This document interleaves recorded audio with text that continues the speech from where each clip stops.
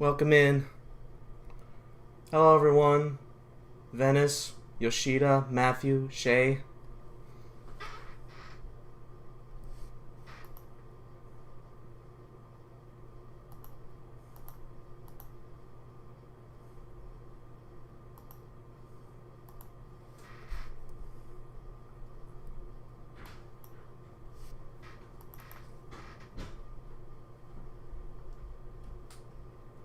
Hi.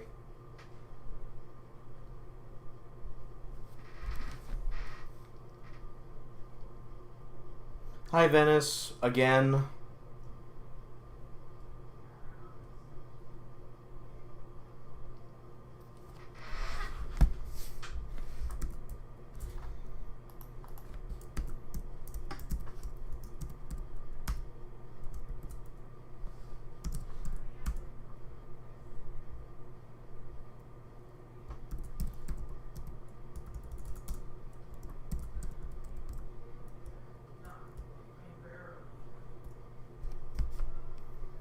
Hey, guys.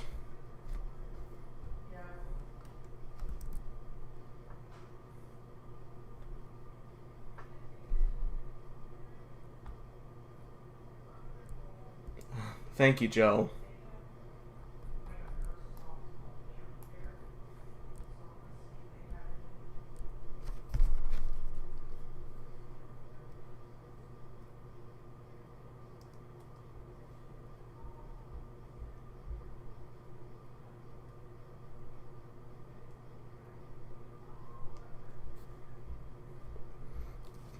Doing alright.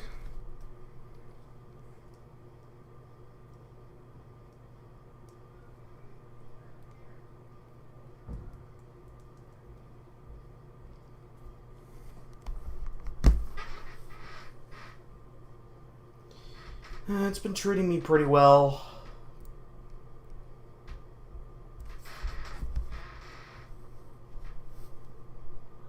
Hey, if I made you cry, it means it worked.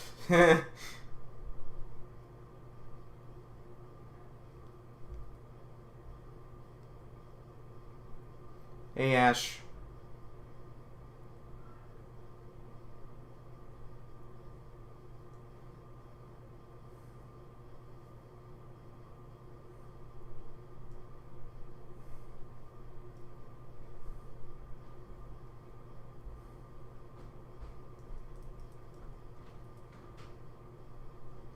I'm gonna try and get into Calabash animation. See if they have a thing up. Hey, Tim.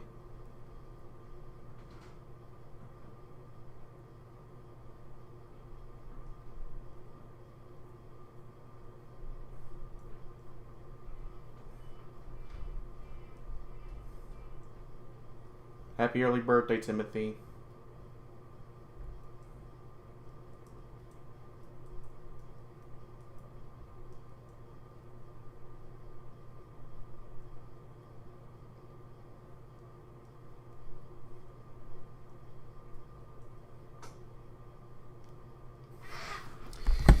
My morning's been alright.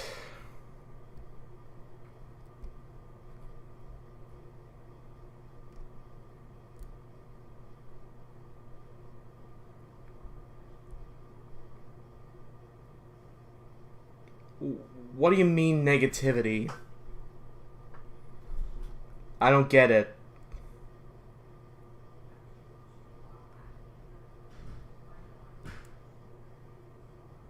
John Won tell the mermaid rabbit? Cool.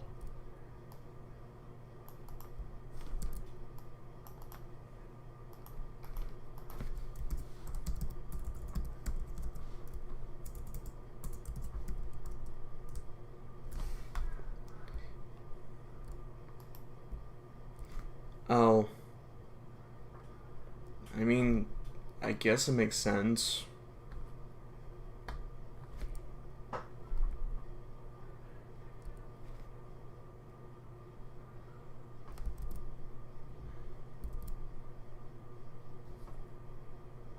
Yeah, okay.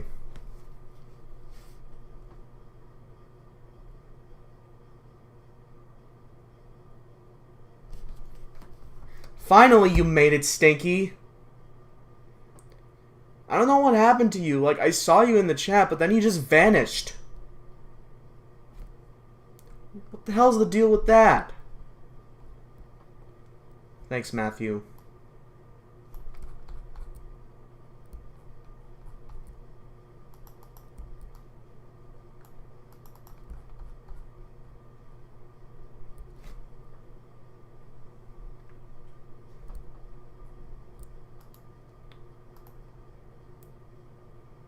Oh, fuck, it's a Go Animator.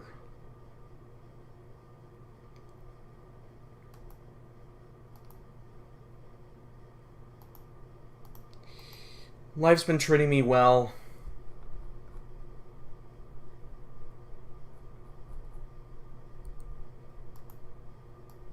I see. Well, anyway, it's glad that you made it.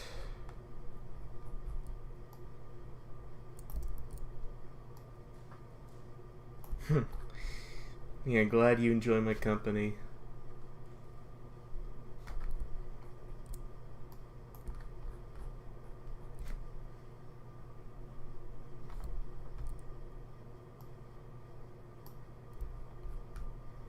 Alright, I hear you.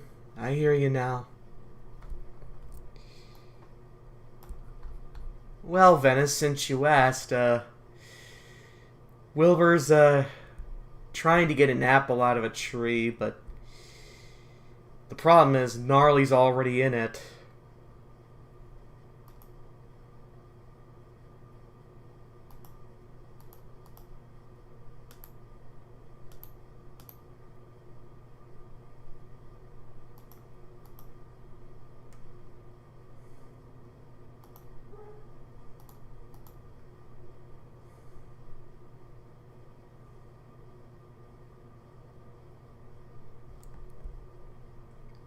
Sweet.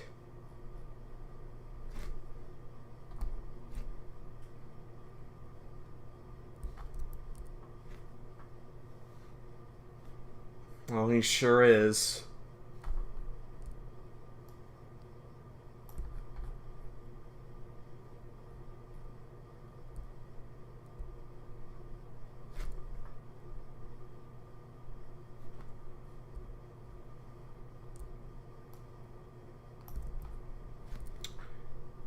Yeah, it's getting to be a real pain.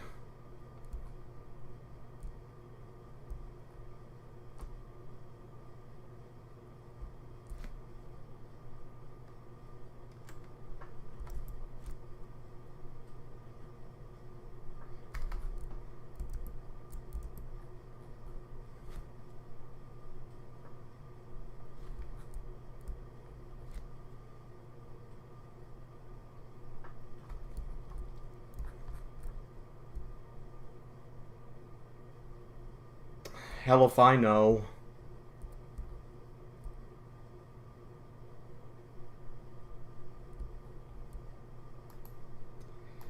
Thank you, Shay.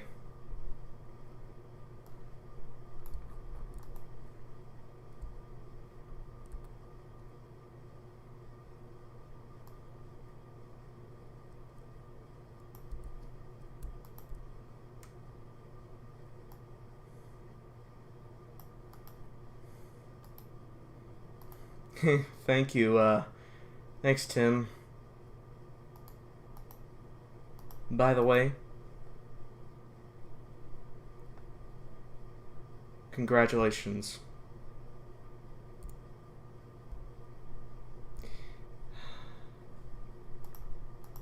How many times do I have to put it? How many times do I have to tell you?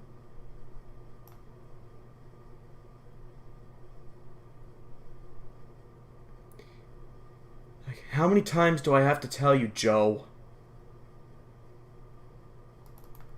This is Sharktooth. Got it?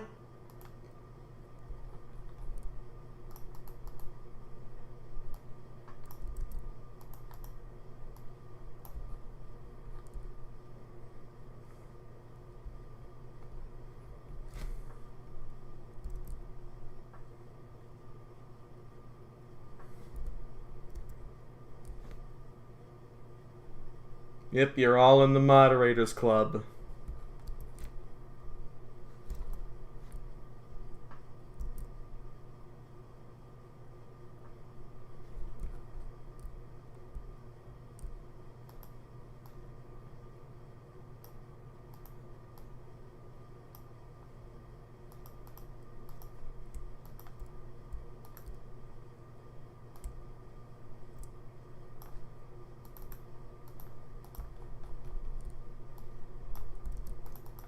And nothing else has been going on.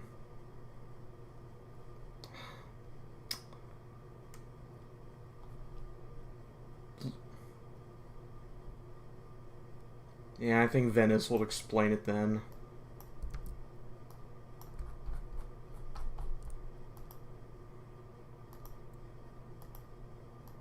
Retard, am I right?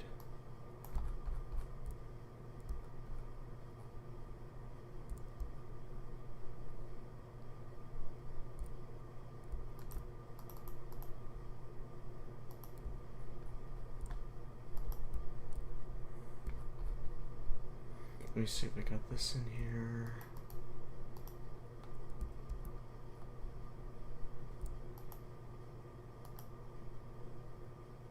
Yes, you are living under a rock. You've been living under a rock your whole life.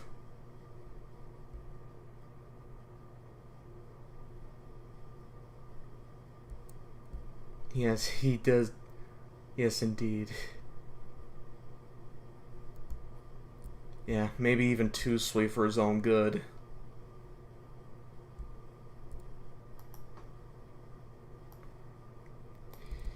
Yeah, you got that right.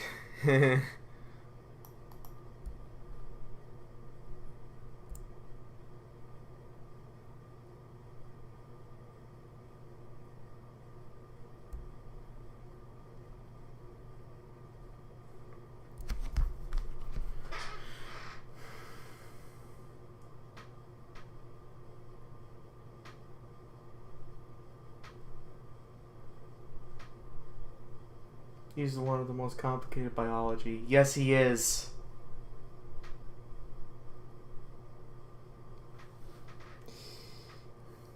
Yep, they're a great... Yep, they're totally a great duo.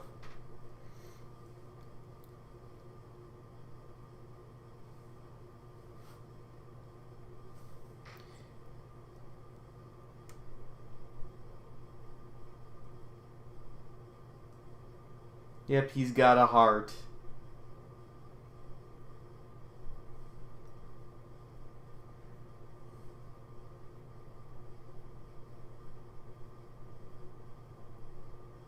Yeah, you may be.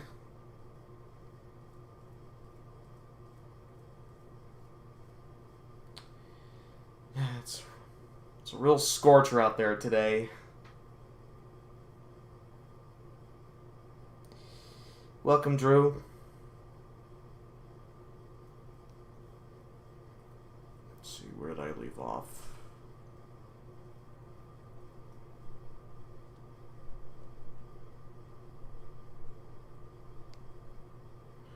Okay.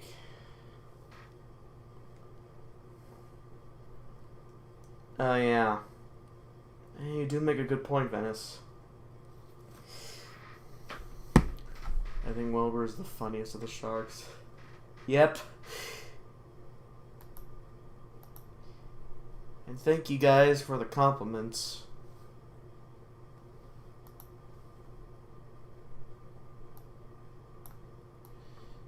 I mean, I wouldn't mind a little warmth every now and then.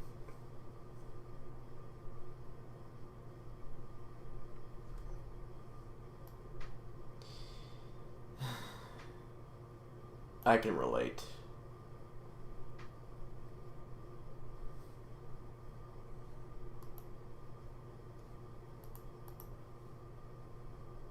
Yes, Wilbur is a very silly shark.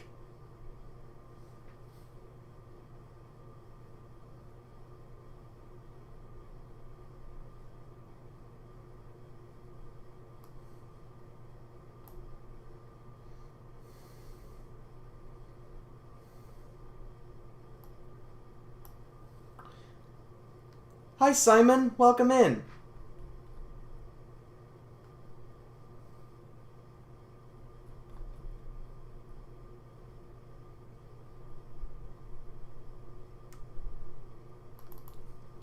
Yeah, I guess you could say they're all very silly sharkies.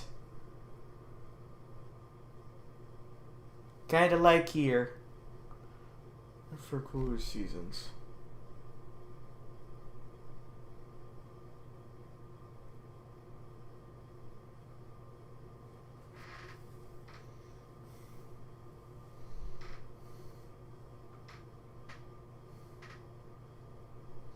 Yep.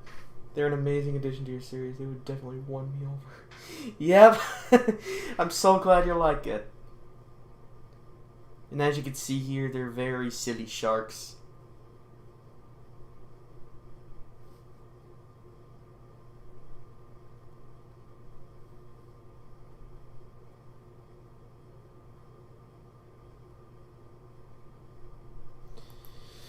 Yeah, there's too many baby spin-offs these days. And that's a real shame. A real damn shame.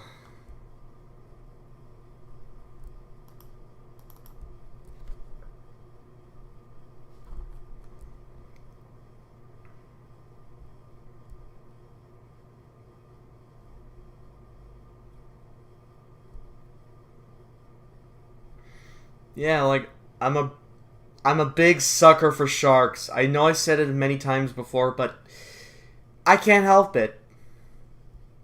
I just love them so much.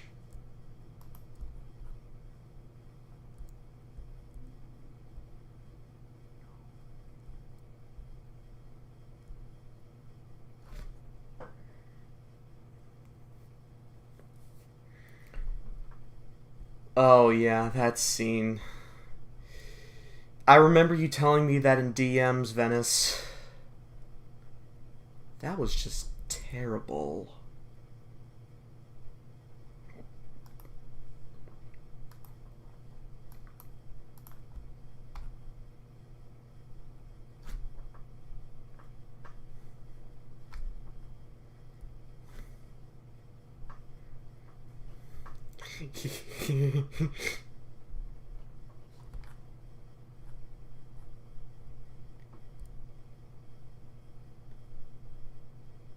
Yeah, that poor baby whale.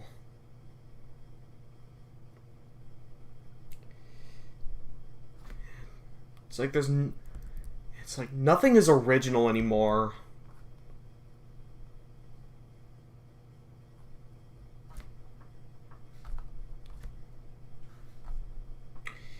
Yep. Yeah, you love your rabbits.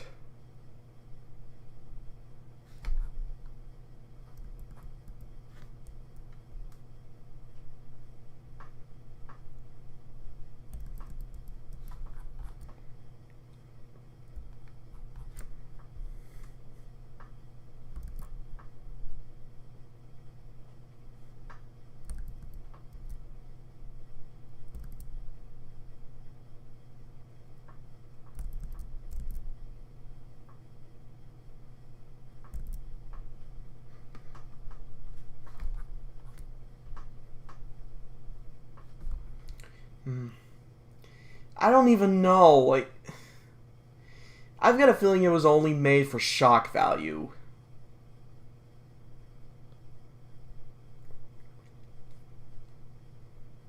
I guess they just thought Canadian voice actors would save costs.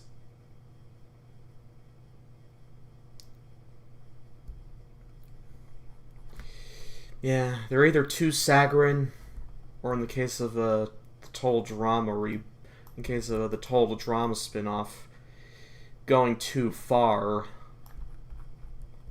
And it's not just for that one episode.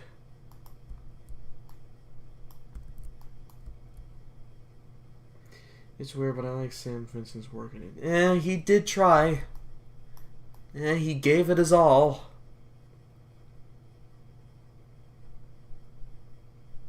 Indeed. And as all of you guys have seen it before, I'm sure you guys have seen my cover of that one song from the Amazing Digital Circus. Despite what it looks like, yeah, you know, despite its popularity, I've never actually been that much of a fan. It's not just that episode either. Like, even it's not just that specific episode. Like, even beyond that, it can get pretty uncomfortable.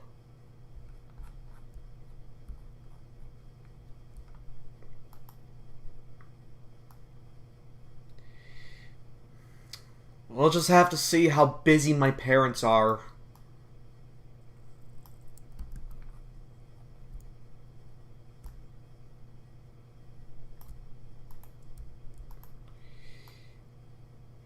Dude, I consider that an inspiration.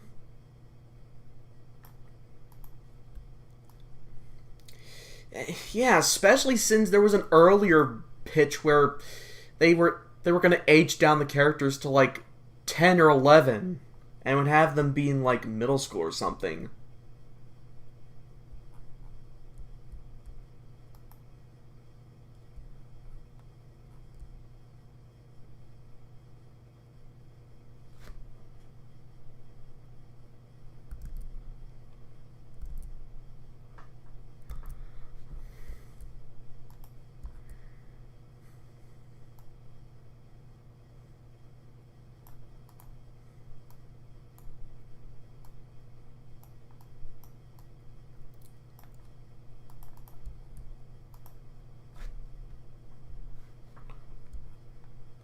Yeah, I've only seen one episode as well. It was with my friend Venice right here and another person, Kitten.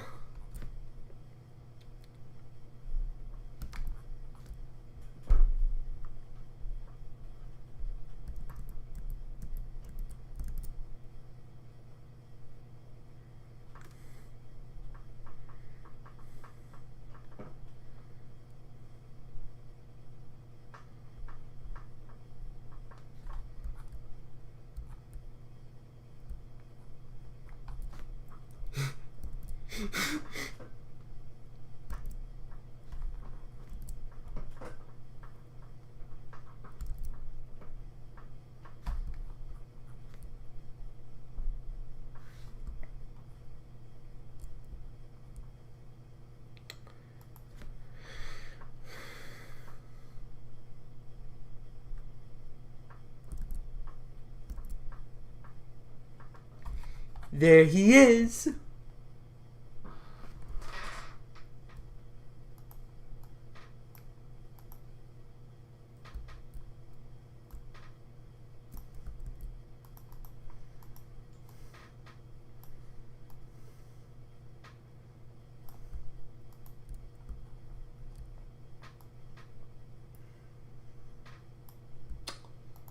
I'm honestly not sure.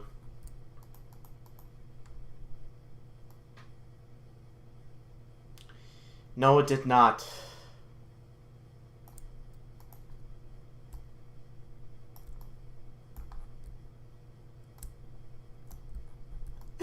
Yeah, that's probably what he's thinking.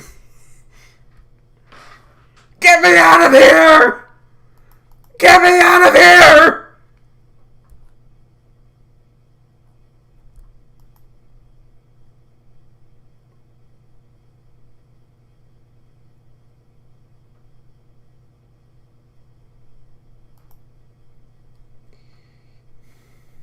Hello. Hello.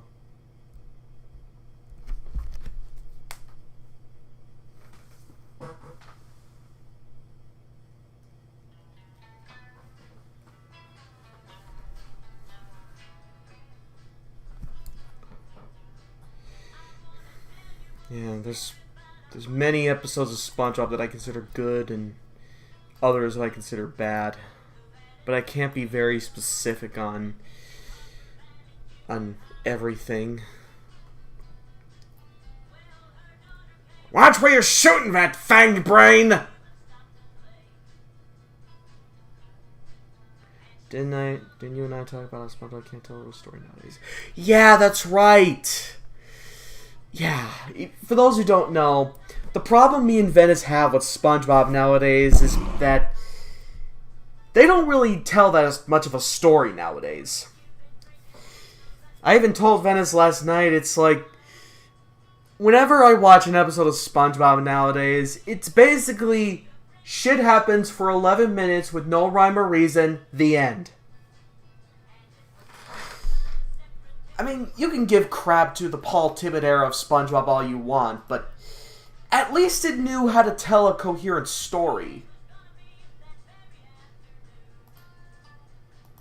Gnarly Lily said, Michael, don't leave me here. Yeah, he most certainly did.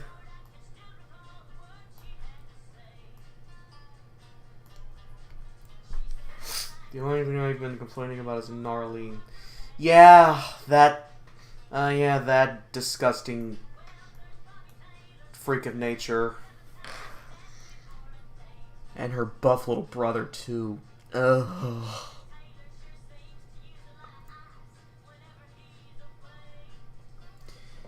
Yeah, it's like they just throw shit at the wall to see what sticks. No matter how bad the spin-offs are, I'm never bringing this into conversation. Yeah, I mean, like, him dying isn't in his control. You know? Why, do you not like LaDonna?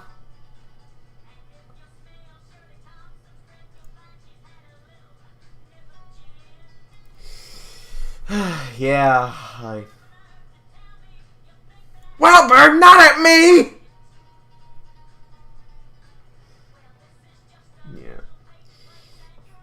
Yeah, it's funny that you brought up that one SpongeBob. Funny you brought up that one scene from SpongeBob, because the close-up of Wormy was actually a horsefly. Somehow it makes a lot of sense now, doesn't it? Huh. That's a strange-looking apple.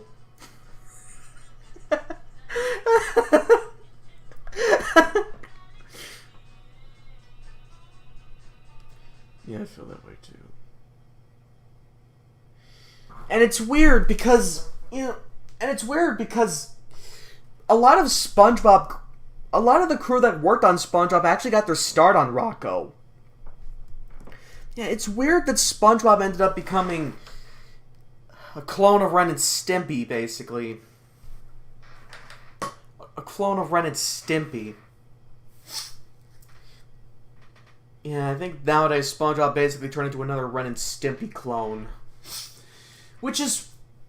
Yeah, I think Rock was much more funnier. It's weird, too, because a lot of people that worked on SpongeBob actually got their start on Rocco. Even going to the voice actors. Before then, they were just stand-up comedians.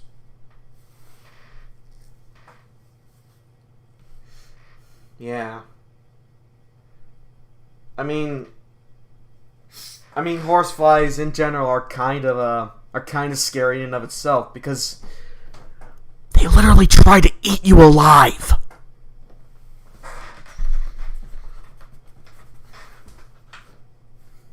And I know, because I went fishing with my sisters one time, and the pond we were fishing at was just swarming with horse. The place we were fishing at was just swarming with horseflies.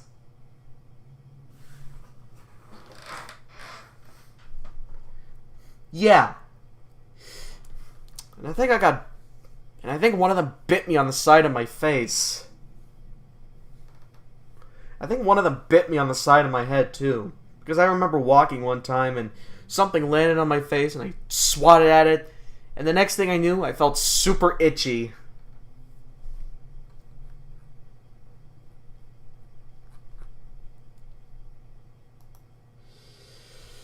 Yeah, it's honestly a real shame that the Hawaiian vibe had to be toned down a lot. It's a real shame that the Hawaiian vibe was just diminished in favor of, original music from the crew, or, God forbid, whatever they decide to pull out from the APM website.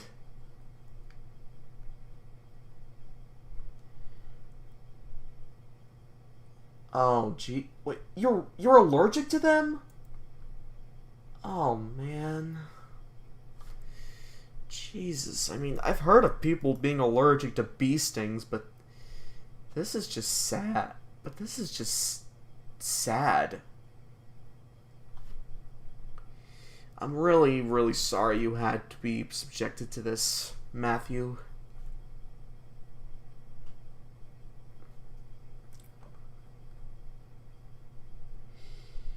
And I said it many times, but... yeah, I said it many times before. But, like... you know what's weird about that statement? One of the current showrunners of SpongeBob is actually a Ren and Stimpy alumni. No, I'm not even kidding. Despite the fact that he's, yeah, you know, despite the fact that...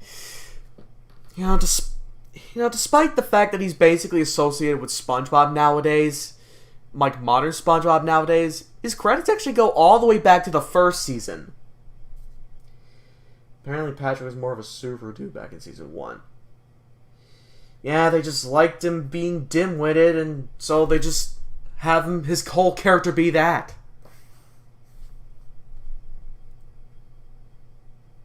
You are correct. You're correct, Nasser.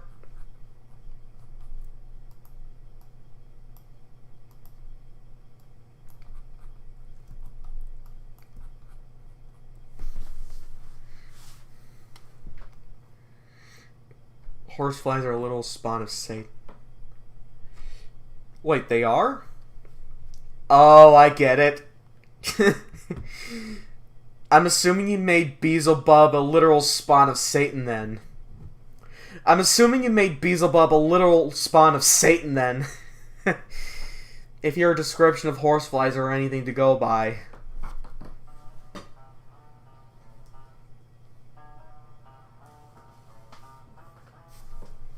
I'm trying to play it off on the pizza lately.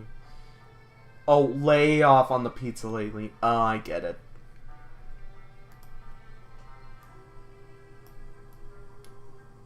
I mean, I guess that starfish don't have brains, but Patrick is more than that.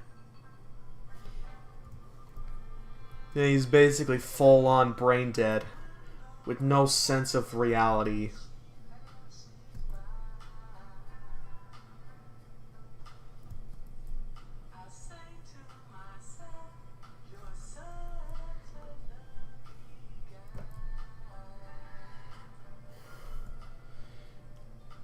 The Gruffalo, huh? I think I might have heard of that.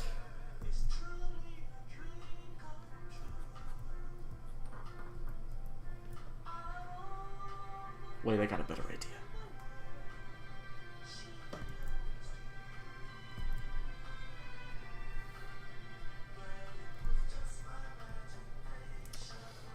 Old Patrick was gold. Yes, he was. When in doubt, pinky out. Another thing, I appreciate the Bangry Beavers a lot more than Rams. I'm assuming that show was a big influence on your art then? Because I notice your art style has a very Angry Beavers vibe.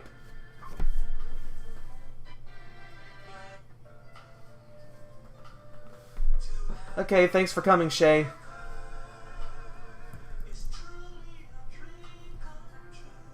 I recommend Rock and Roll on the Quag and Bikini Bottom. It's an amazing horror game that actually captures the characters amazing, especially Patrick. That's, oh, that's interesting.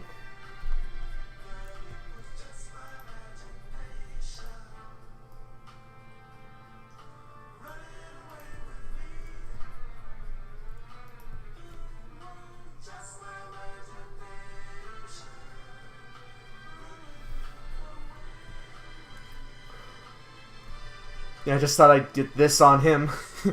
That would fit.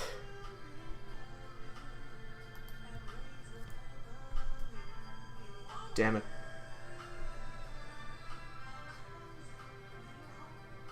Did you know the Paco knives over the trunk?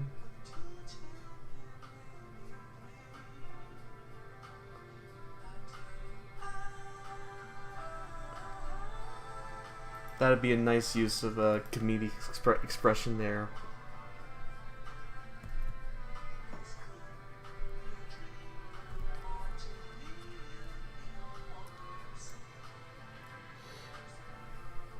Planet of the Jellyfish? Oh yeah, I remember seeing that episode.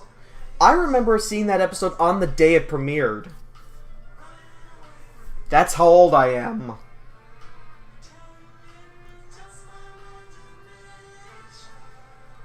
Yeah.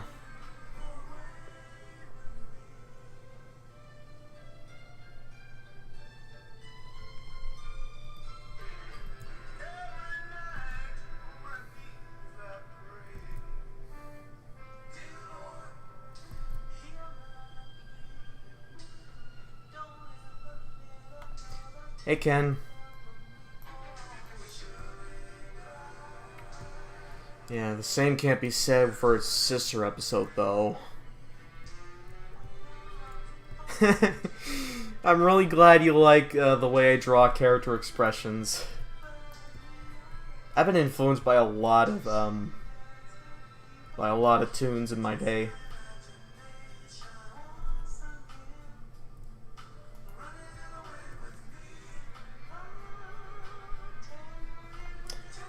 Hello, Simon of Surface Wave.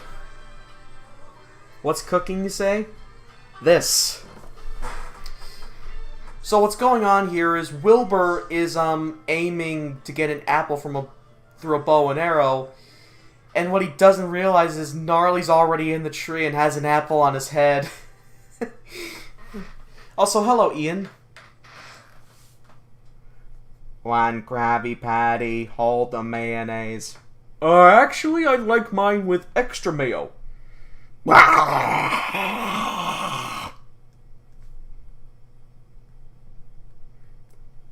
Is mayonnaise an instrument?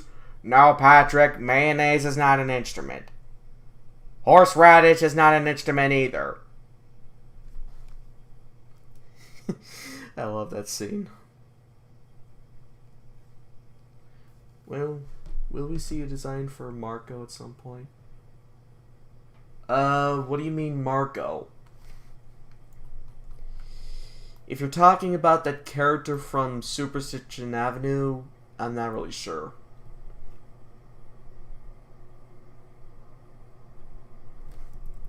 Actually, I got a better idea.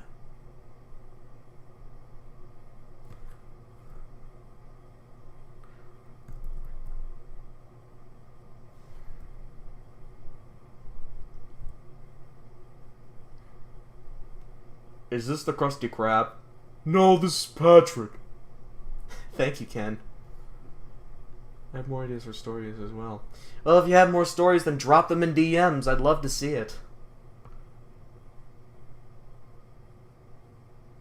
Maybe it's the way you're dressed. No, I mean Wilbur's ancestor, the Megalodon. Oh! Oh, okay. You always crack me up. Your voice impressions are so funny. Yeah, I actually have been a voice for different projects before. Most of them are just obscure stuff or redubs. Yeah. I mean, I kind of have if the Greenie Award for Best Voice Actor is anything to go by.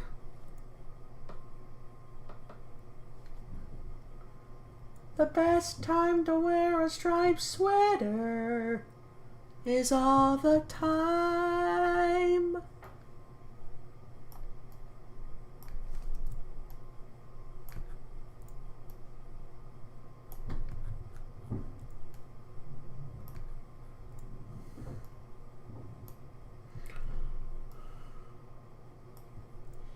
I mean, use a voice in our upcoming series.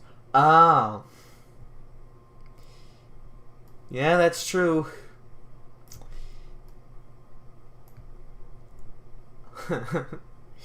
Yep. I'm honestly glad that you consider me an inspiration, Ken. How's your dropping pounds journey coming along? Well, I'm down to 279. So I'd say I'm making some progress. Mr. Krabs! I want to go to bed!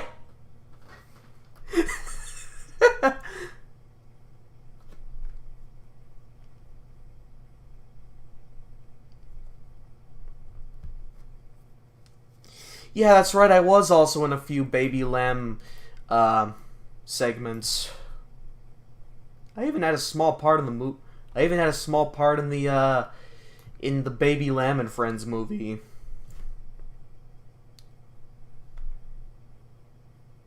Jeez, you're already thinner than I am. Yeah, lately I've been playing Doffel Emulator lately. I see. Oh god. Jesus, I'm just going at you left and right with all this stuff here. Also, Reg! Hi! I'm so glad you can make it. This is the thing I'm working on, Reg. So if you don't know, Wilbur is trying to get an apple off the tree using a bow and arrow. But what he doesn't realize is Gnarly's already in the tree with an apple on his head. And he's just about to fire when it's like he pops out right when Wilbur's about to shoot the arrow. Mr. Krabs, I have an idea. Hi, Recco. Oh, hi, Racco over. Or Racco. Welcome in. Welcome.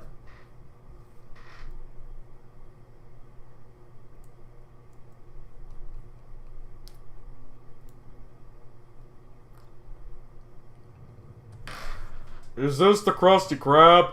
No! This is Patrick! I'm not a Krusty Krab. Patrick, that's the name of the restaurant. Huh? Fish paste!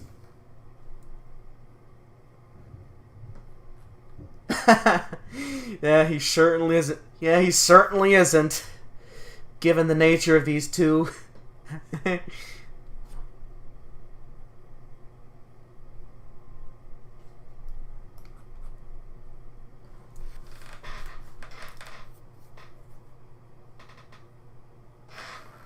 Wilbur! Wilbur, please! Wilbur, don't!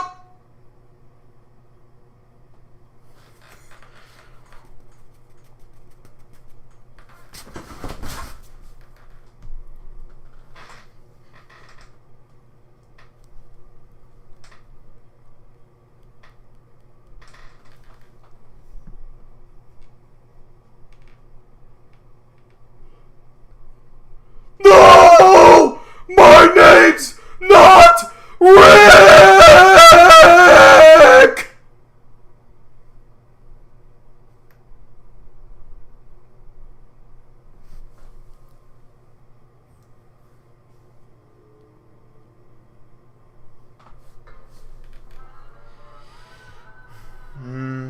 I've never really seen the Lost Tapes before, but I've heard some mixed things about it.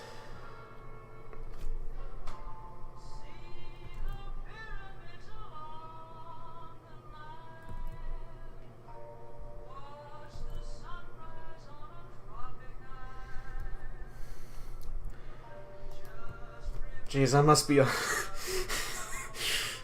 Oh, Jesus, I seriously must be, like, a horror movie villain or something.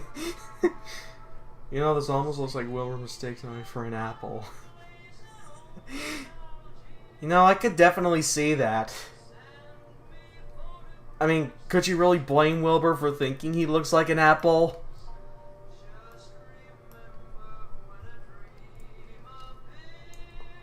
Oh, you said number 11.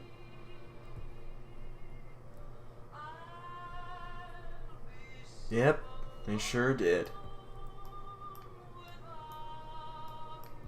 I've actually seen a compilation of regular show, and I'm just thinking like, geez, why didn't I watch more of this?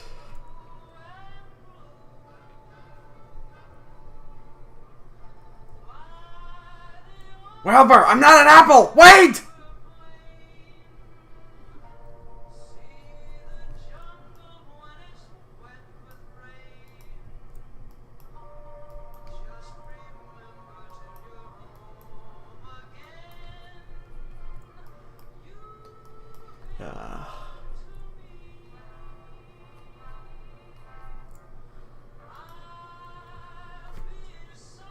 I remember when Cal used to produce a ton of regular show content. Yeah, he actually cosplays as Muscle Man regularly. I'd be willing to show more episodes if you want. Yeah, that would be great. I'm kind of curious.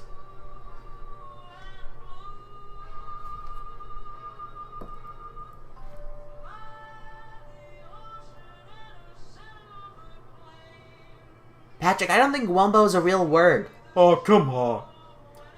I think I know what the problem is. You got it set to M for mini, when it should be set to W for wumbo. Patrick, I don't think wumbo is a real word. Oh, come on. You know, I wumbo, you wumbo, he, she, me, wumbo. Wumbo, wumbo, we. I wonder if a fall from this height would kill me.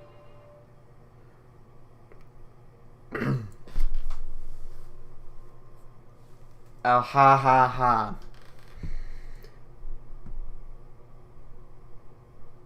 And this here is the poop. This here is the poop loop. Poop!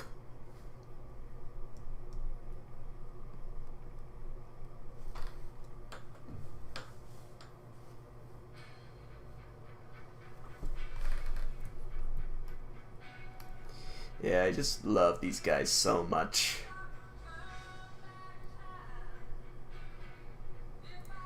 Hello, welcome in. I wonder if a fall from this height is enough to kill me.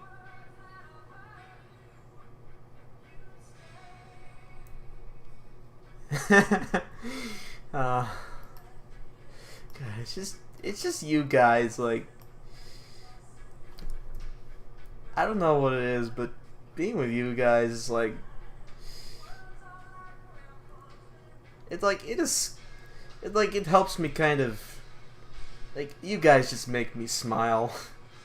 Just seeing you here, all bunched up together, and providing some goods, it's just what keeps me going. What was the weirdest fact I've ever heard? I'm not really sure. Oh, the Patrick Star Show. Yeah, I remember when that series was... I remember when the internet was up in a buzz when people started hearing about Nickelodeon greenlighting SpongeBob spin-offs right after Steven Hillenburg's death. Aw. Glad I could be able to provide you service.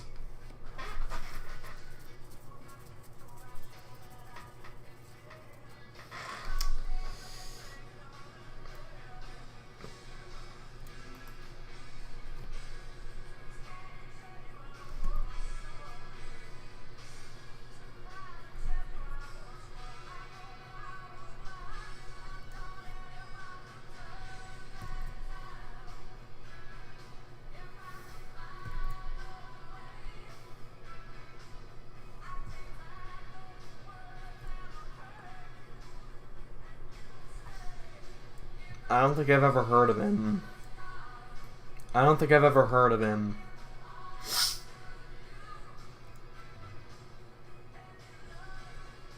Yeah, he always will be the Flying Dutchman. Oh, right, the bee mating thing. Yeah. That's still very wrong. It still sounds very wrong to me. Oh, thank you, Tim. Wait a second, you had a crush on Squidward?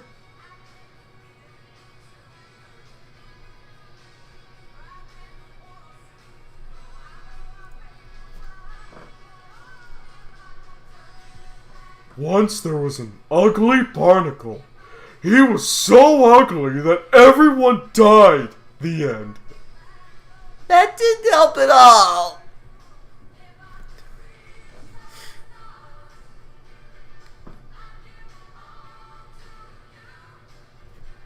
Yeah. We all tend to have crushes on weird things. Imagine if human men had to go through that. I don't think I'd want to live. If I had to go through that, I don't think I'd want to live.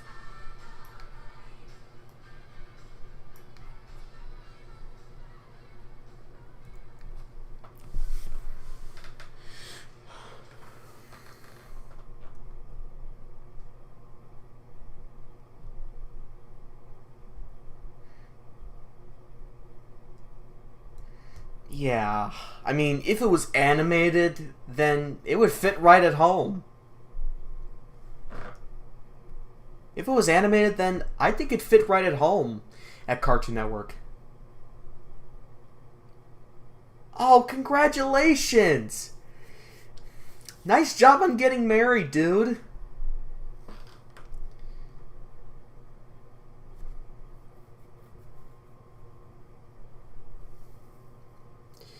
Yes, they do.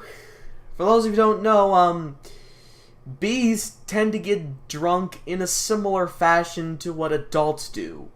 Complete with the fact that when they come home, they actually get punished for their drunkenness. Chocolate factories give me the creeps. Which one? Like, which movie specifically?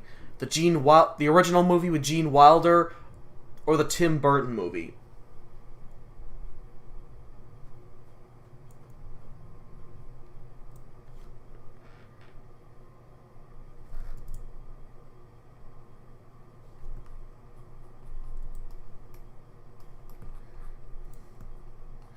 I think Murray is semi-retired now since he doesn't do that much any VA work nowadays. Granted, he is 80 now. Yeah, that's true.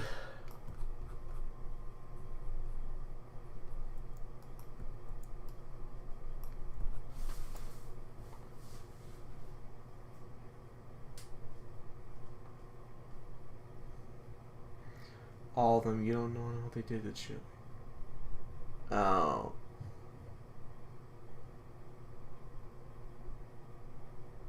Oh. I don't even know what Dr. Bone is. Dude, you must be the most pathetic person in existence.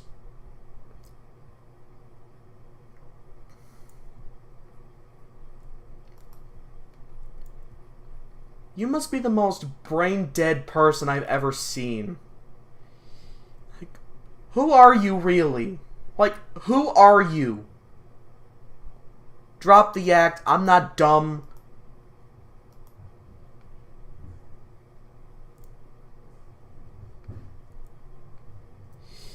Yep.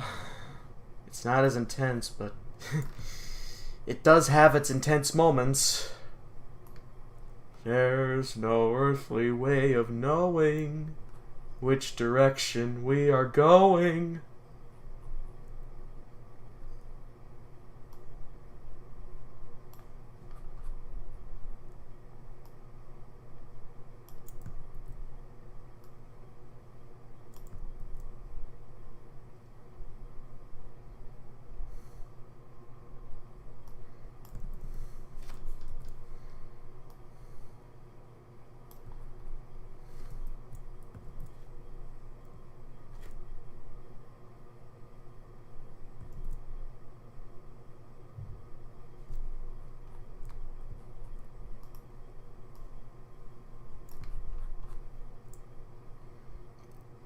I am thinking of doing a screen sharing voice on your animation to show whatever animal project I'm working on.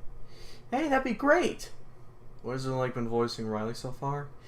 Oh, dude, it's been a treat.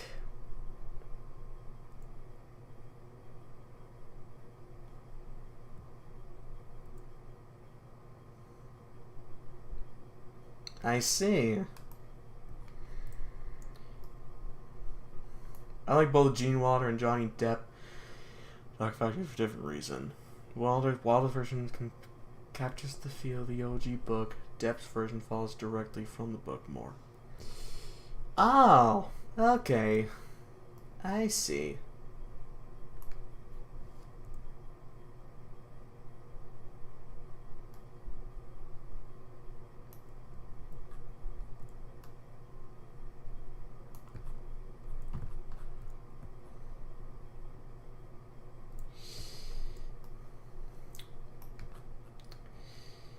What was your favorite thing to do as him so far?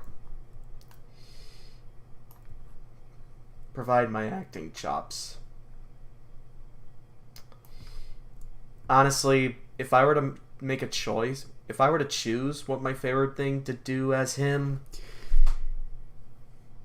project my inner dog into him, as it were.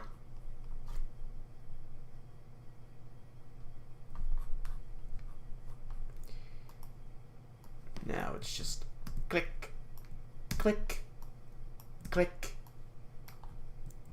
click, click, and click.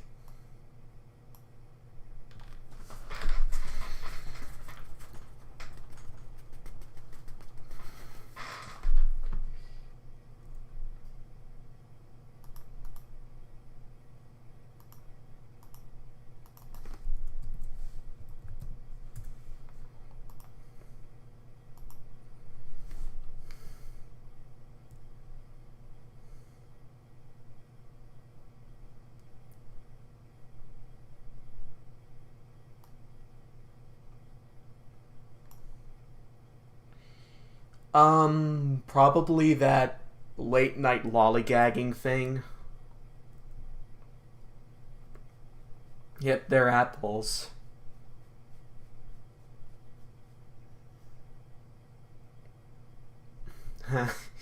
Knowing him, most likely.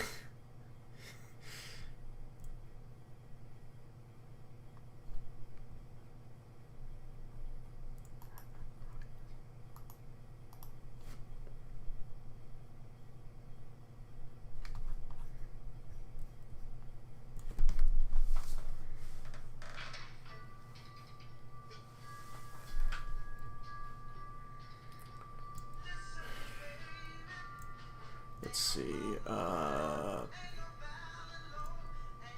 part of me wonders if Roald Dahl would have liked the Johnny Depp since Notorious didn't like any adaptations.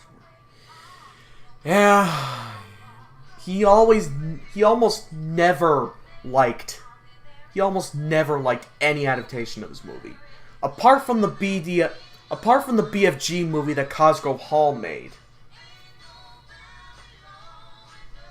I would have it run until I run out of ideas. That's basically all I can say. Yeah. Cotty, get your butt in bed. You need to sleep.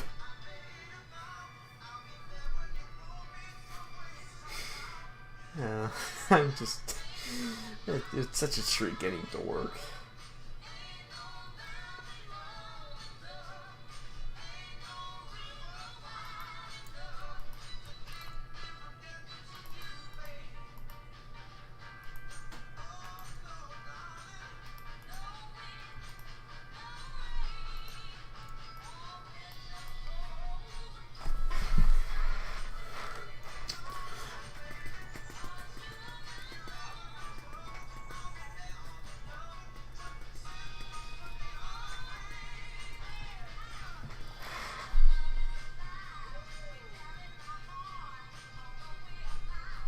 Ah, damn it.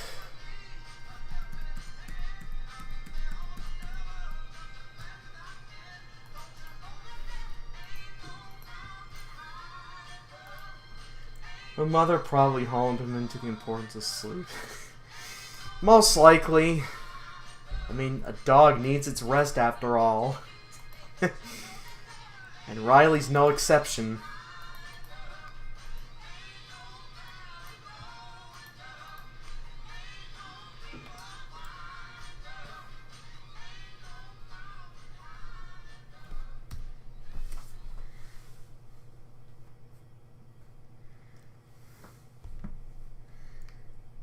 Yeah, sure is a classic right here.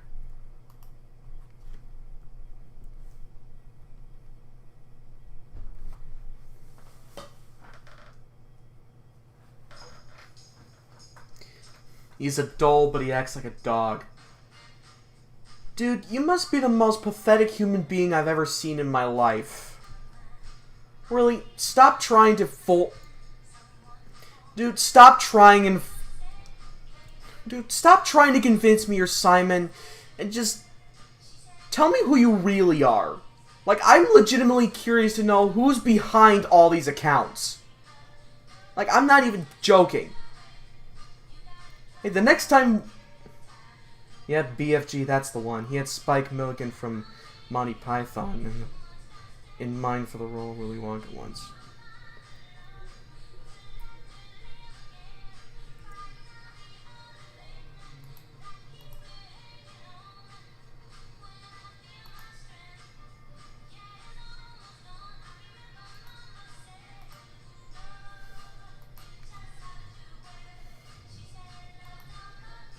Yeah, tell me about it. Hello.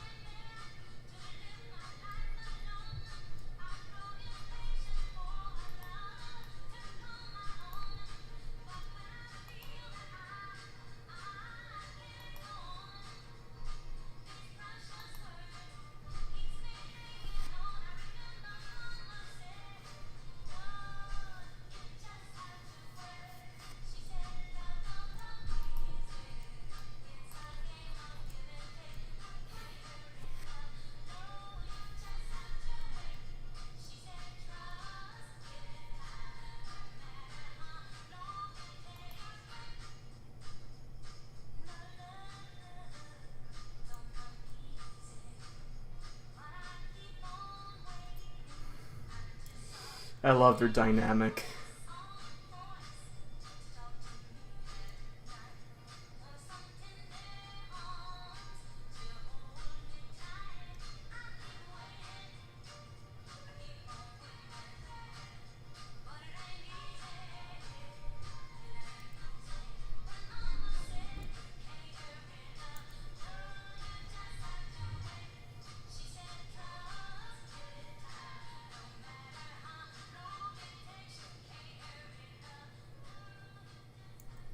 Yeah, I love Cotty and Riley's dynamic so far.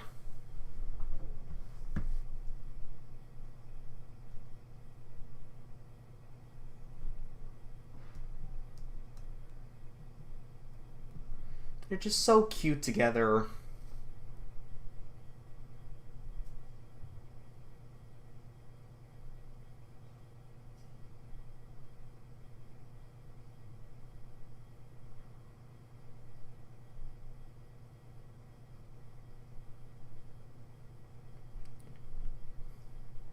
Oh, I'm doubting he would... I'm guessing he would get all physical with the person that hurt Cotty. Because nobody touches his girl. Nobody.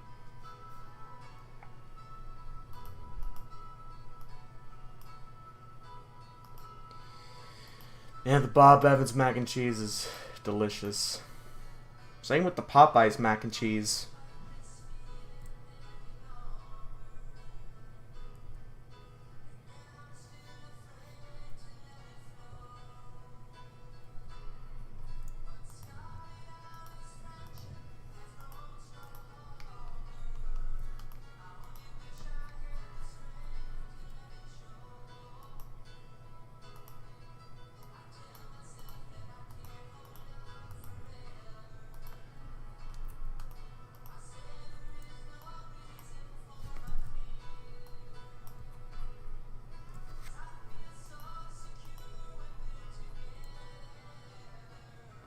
Oh, what a coincidence.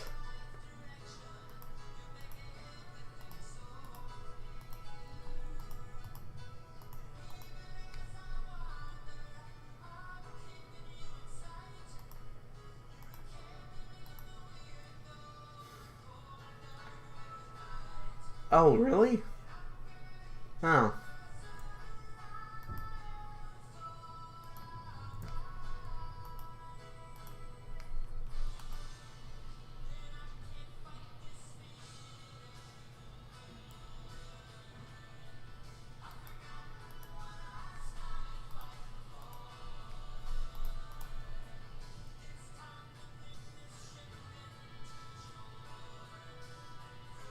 Oh, okay.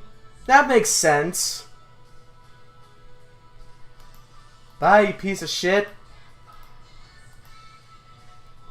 Gentlemen, we got him. Yeah, the liar reveal. It's been done so many times. It's just frustrating.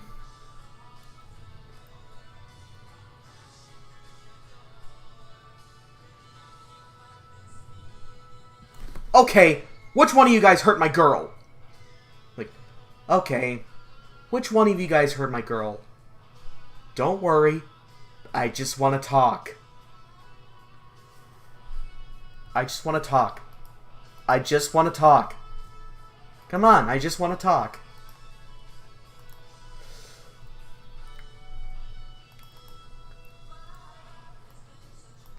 Yeah, good riddance.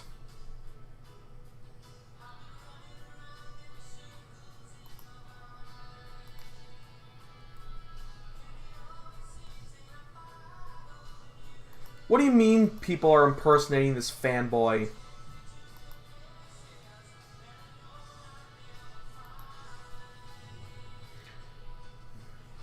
Yeah.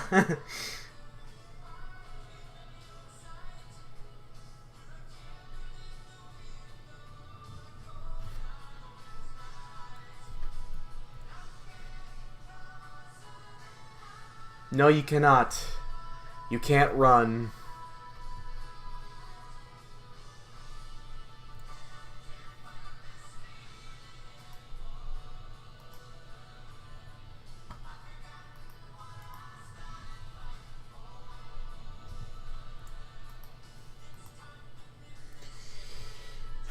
Let's hope so.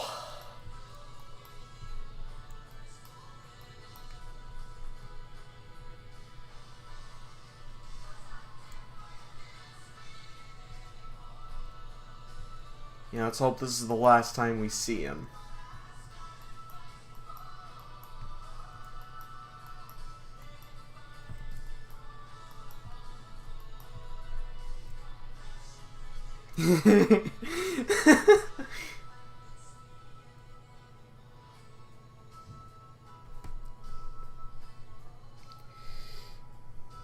The one time where I can think of the lie reveal trope done right was in Dangerous because once followed by extra evidence that he was innocent, they actually listened to him. Yeah, that's right.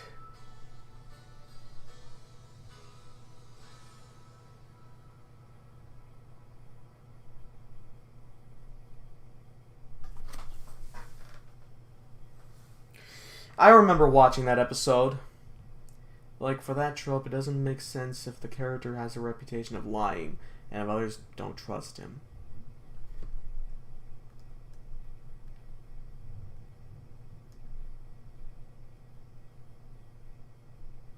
No. I'm not doing that.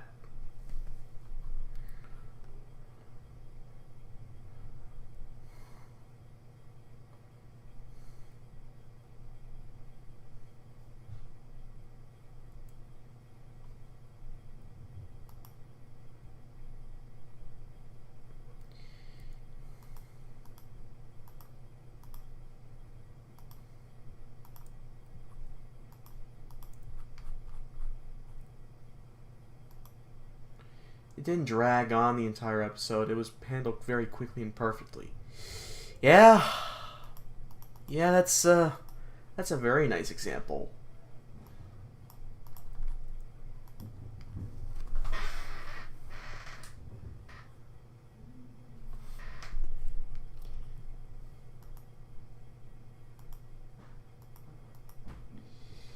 Hey, Jeremy.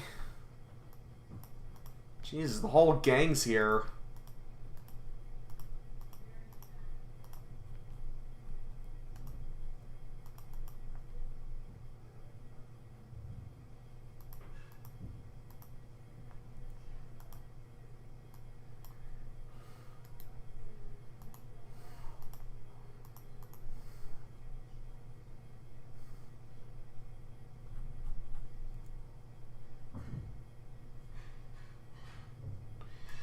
No, it absolutely isn't.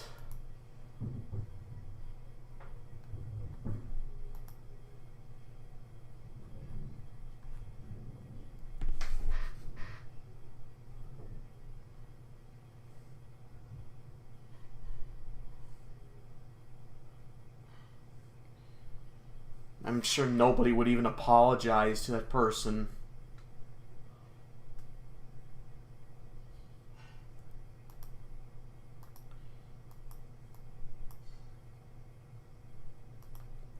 I mean, yeah, I'm literally making it.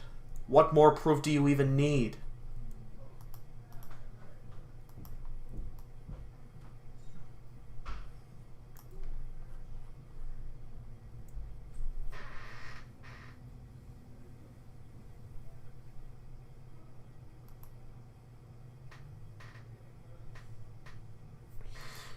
Yeah, and even if I did use AI, it would only be for reference.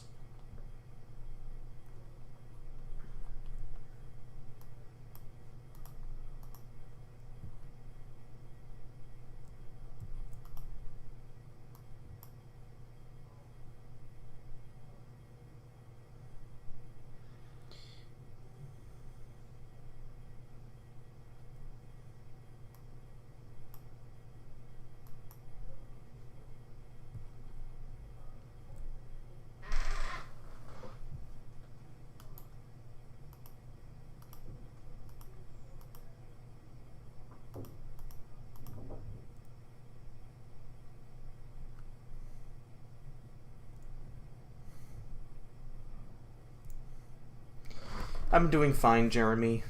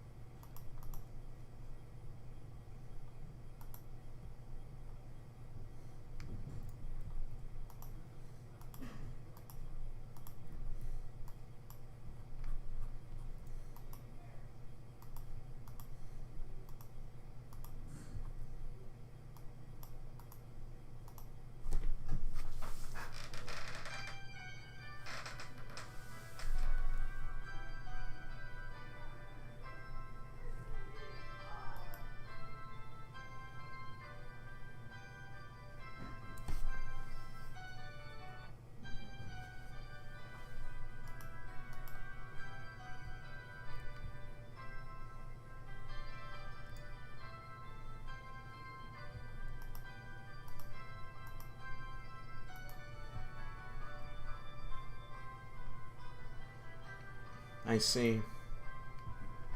I mean, if you're on a break, that's fine. I'd argue the OG Aladdin does the trope as well. Jasmine was initially angry at Aladdin at first, but then she demanded the truth. And later on, when she knew why, she understood. Oh. I'd say the darkest villain in Danger Rangers is Quentin. He knew what he was doing was harmful and he didn't care. Not to mention he actually nearly defeated the Danger Rangers. Oh shit. Wait, is he from the episode involving, like, noise pollution? Because if that was the episode where they trapped Sully in, like, a speaker, I'm guessing that's the one you're referring to.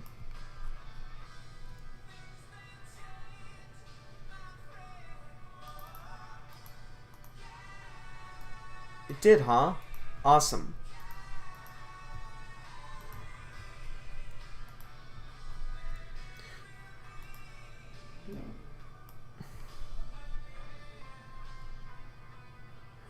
Oh, he was from that playground episode. Now I remember. He sabotaged the playground equipment. Wait, I think I remember what happened. So, he wanted the kids to play dangerously on the playground so that he would get prizes. And it didn't really sit right with the Danger Rangers.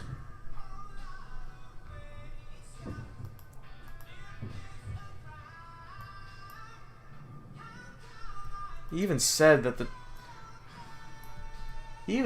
kids pretty much meant nothing to him. And just wanted to get that, just wanted them to scrape their knees. Yeah.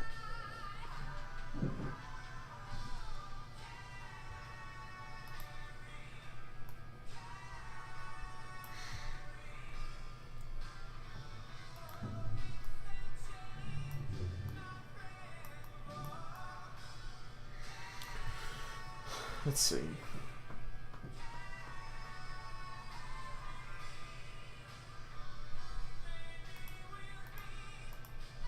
Crap.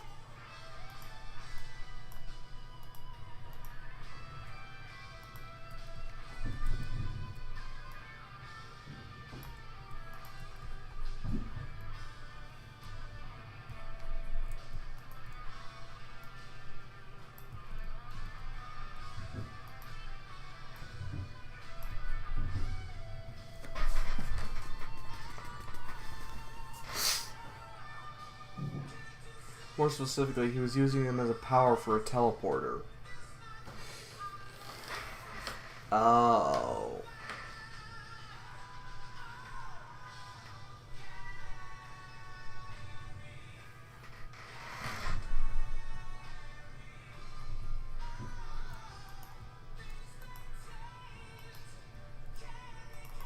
Yeah, for sure.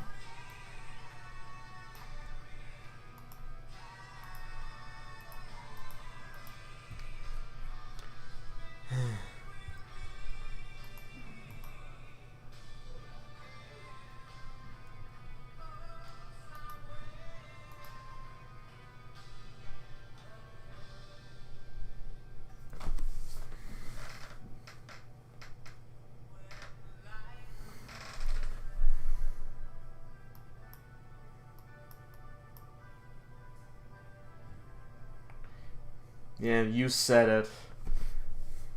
Thanks for stopping by, Reg.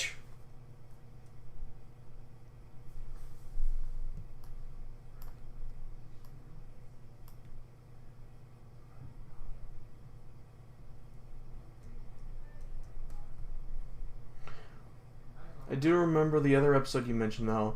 I don't remember the manager's name, but he nearly manipulated Sully into quitting the Danger Rangers, then made him pass out from loud music. Yeah, that was the episode I was talking about earlier.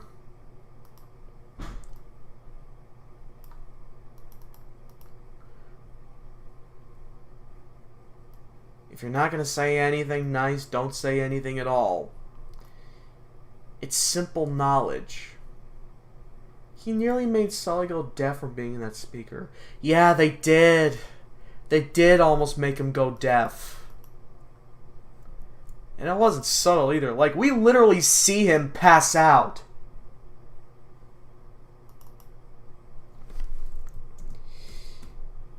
I remember Monsters, Inc. Alright, take care, Jeremy.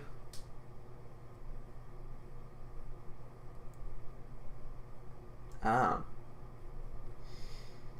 Apparently her real name is actually Mary. Bet you didn't know that, huh?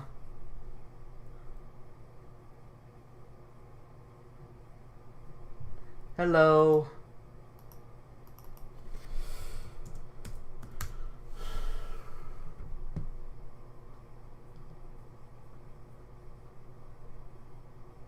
Can you kill someone with loudspeakers? Because if you can, then that makes scenes so much worse. I hope not. I mean, the worst it could do is blast your eardrums.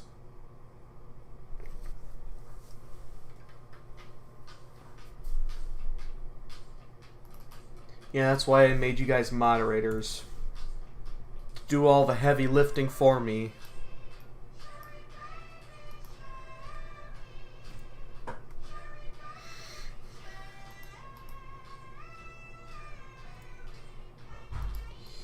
I mean, it's fine if you don't have anything much to say.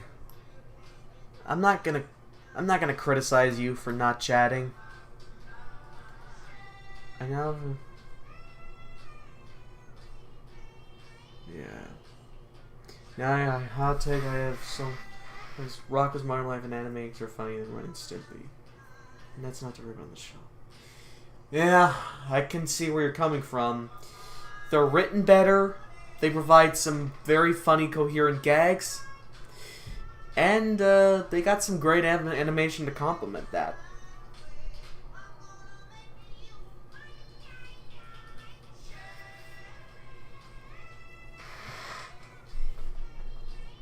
Oh shit, really?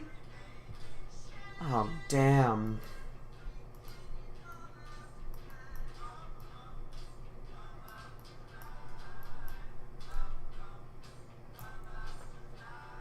I just looked it up. Apparently, if the sound is loud enough, it can kill someone. Jesus. Jesus, the crew behind that show must have done their frickin' homework for stuff like this.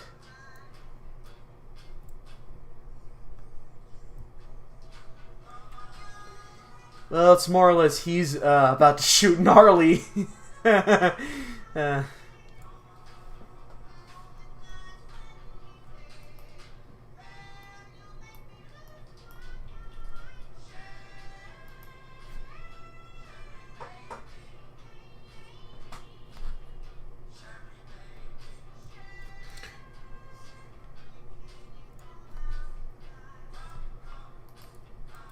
Not quite. Sully could have literally could have died because of that guy's greed. Yeah, he could have.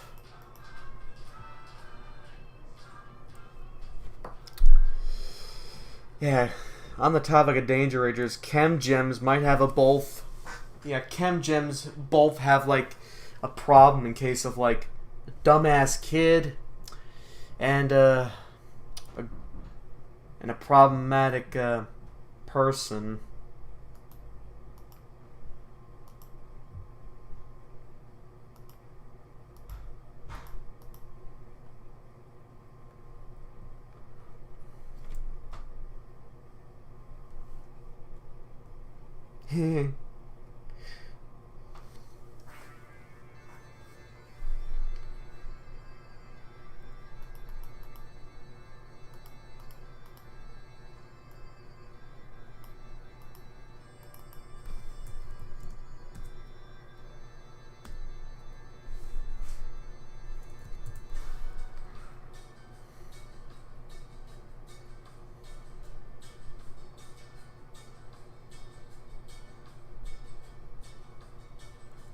Two idiots were just dumping them in public because they were lazy and those kids got a hold of those. Yeah, I remember now. They mixed a couple of concoctions together, including ammonia, and that proved to be a big mistake.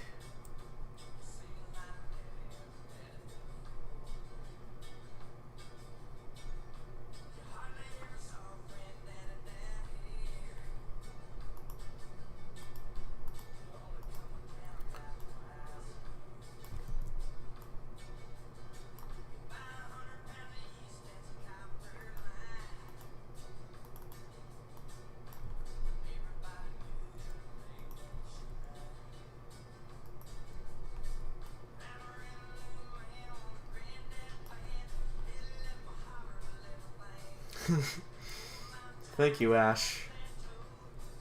That's an understatement. Two of those kids literally started chemical fire. Oh my god. Yeah, those are his gums you're seeing right here.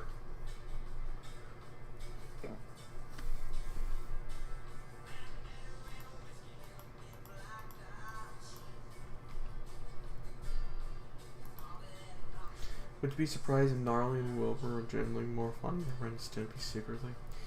Well, I mean, yeah, I give them smart... Well, yeah, I actually give them smarter written jokes. And that's coming from my own neuroses. Yeah.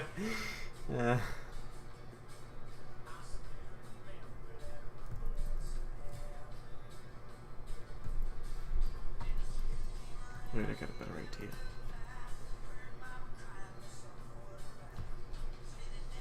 Off with his head.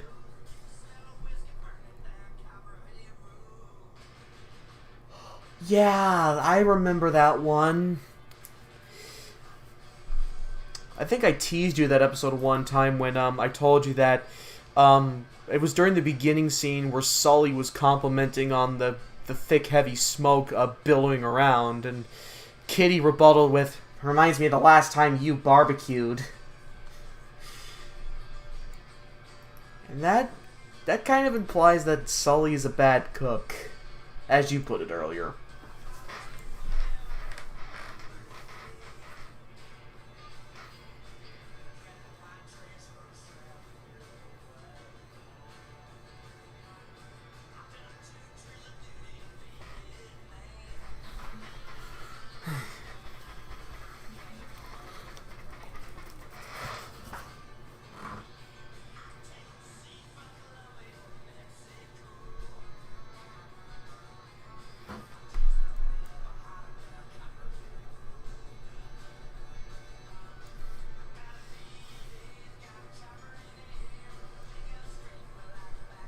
Let's see now.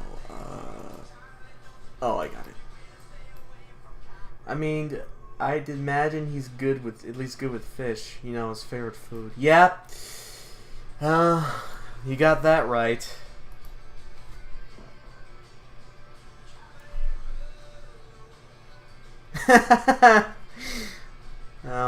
Oh, Wilbur, you goof.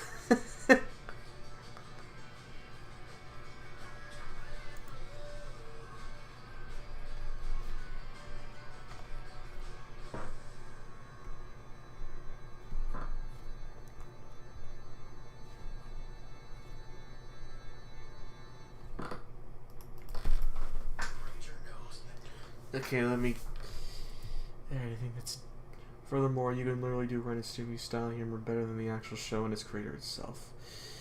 Yeah, by a long shot. Especially since now I know what he's like behind closed doors.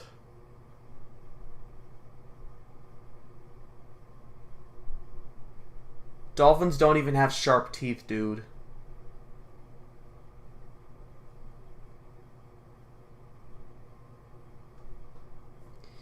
Okay, take care, Nasser. I mean, yeah, sea lions are completely different from seals.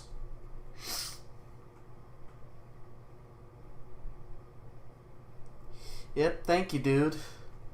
Thank you.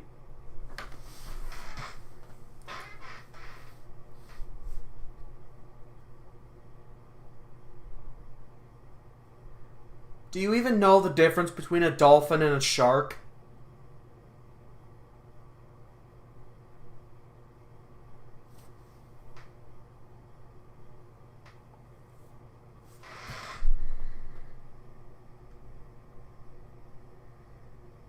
They're like apples and oranges. Imagine...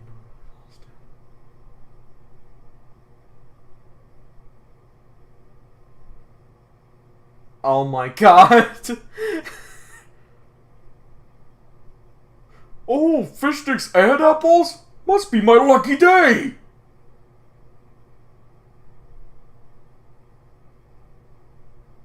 And only when Gnarly screams in pain from the bite, like he would then take notice of it.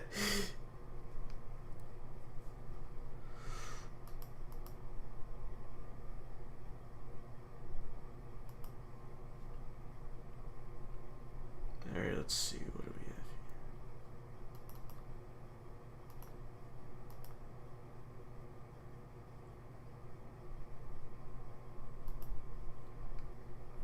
here? Okay, time to save this bad boy.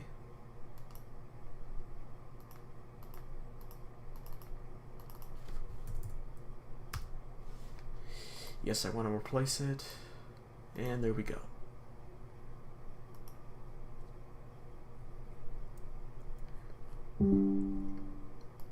Ignore that.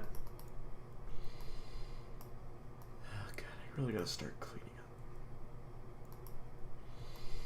It's mainly just a rough doodle I have here. And they got very big brains.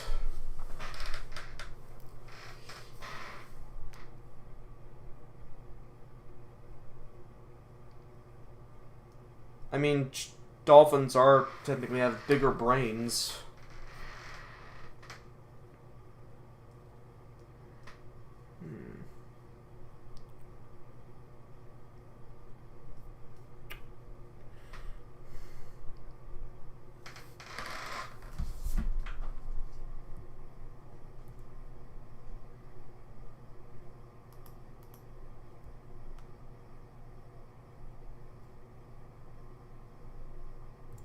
Oh.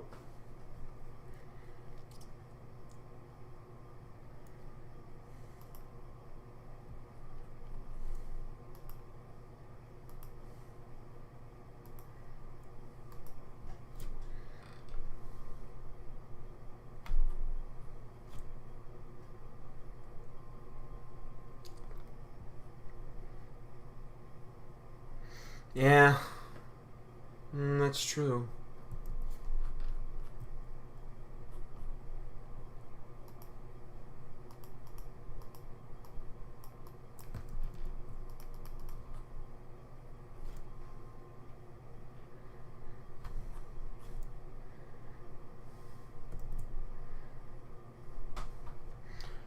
Oh, they're using shoe that gets the prey. Oh. Okay.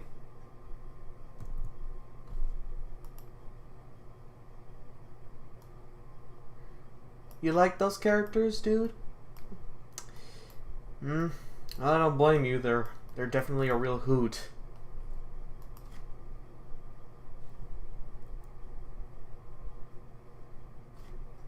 Yeah, I have a bunch of characters, but sometimes it's honestly hard to keep track of every one of them.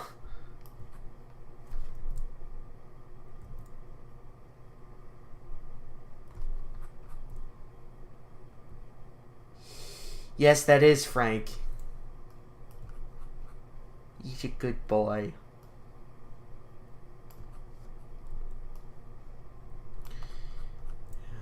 Sometimes whenever I'm doing stuff like this, sometimes I tend to use like a different color for the outline, to keep it, so I don't get confused on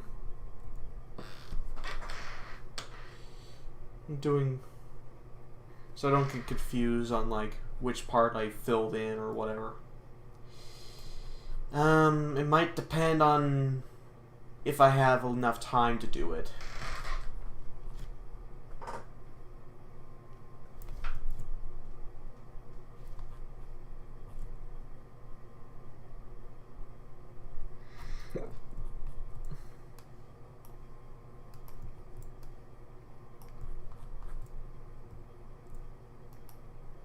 Stop it.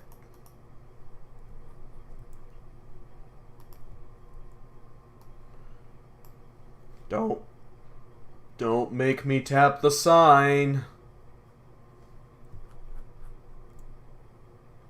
Any argument with Frank? Absolutely adorable. Yeah, he's so adorable. Like, in a way, I think my dogs are actually,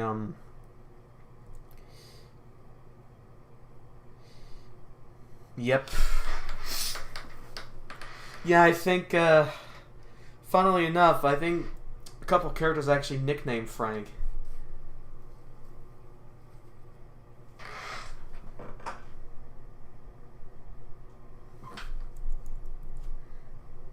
Yeah, they definitely need to do. Yeah, they really need to stop. Hey. Yes, Frank is the best boy. I actually, somewhat based Frank off my own dogs.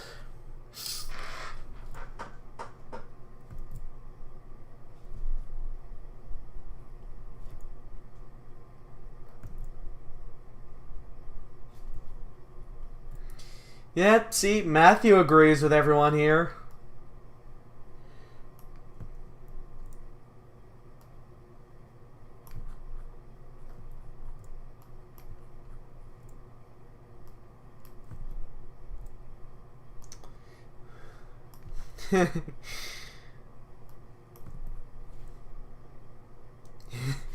No, you're good.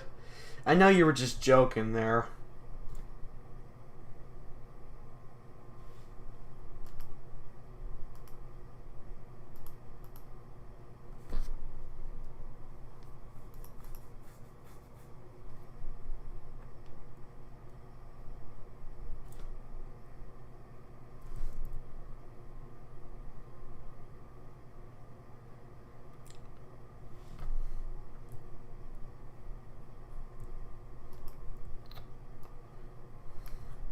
I don't really know. It would be kind of like Pinky Elmira and the Brain in that sense, or Planet Sheen.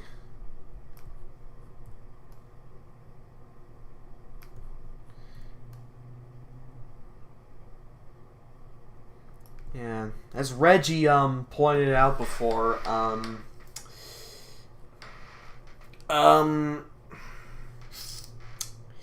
Randall is for the Woodland Trio. I thought of their own distinct little personalities. Randall's kind of a sass bucket. Frank is the goofy one of the group. And Chuck is the straight man that tries to keep everything in order.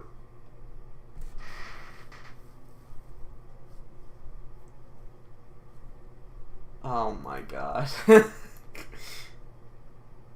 Frank, shut the flip up. I'm trying to sleep.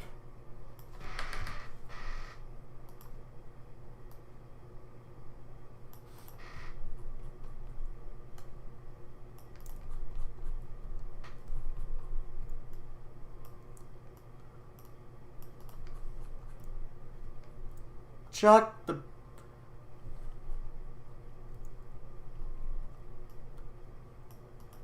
What's gotten you in a groggy mood, Randall? The baby's keeping me up. And then the baby reveals to be Frank Howling.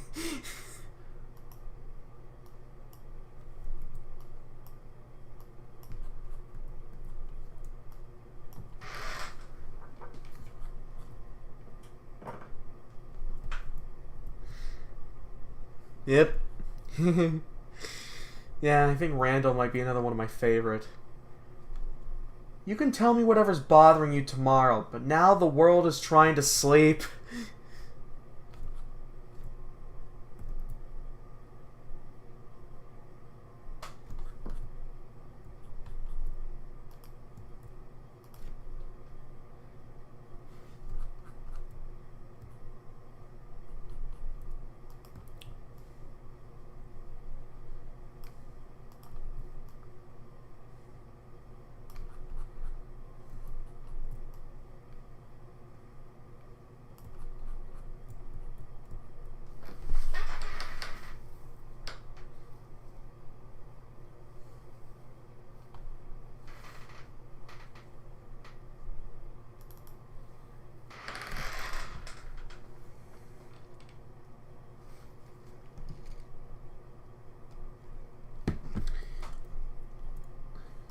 As I mentioned before, the reason why Frank turned out the way he did was because he had a very influential husky babysitter. Randall does have his moments of silliness, like when he freaks out when he smells something bad. It was also with the War of the Scents. Oh yeah, I remember that. Yeah, I suppose you could say that.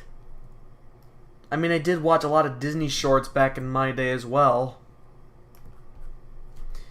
I mean, I did watch a good chunk of Disney shorts in my youth as well. So, yeah, you could say they were a bit of an influence.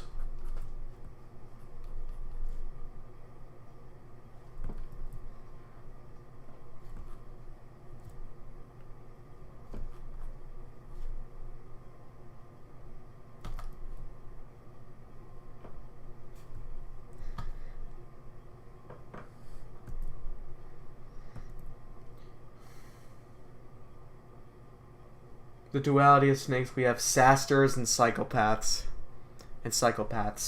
Oh!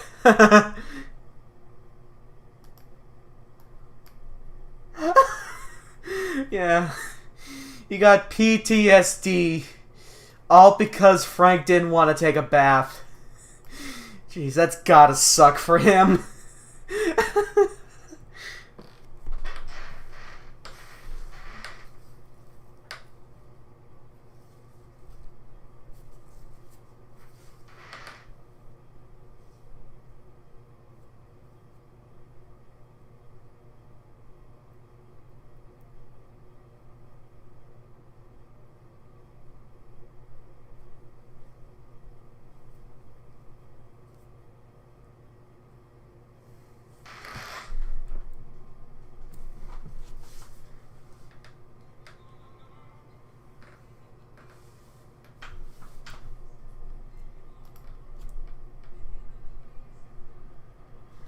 Now he can't smell anything bad without freaking out. Yeah.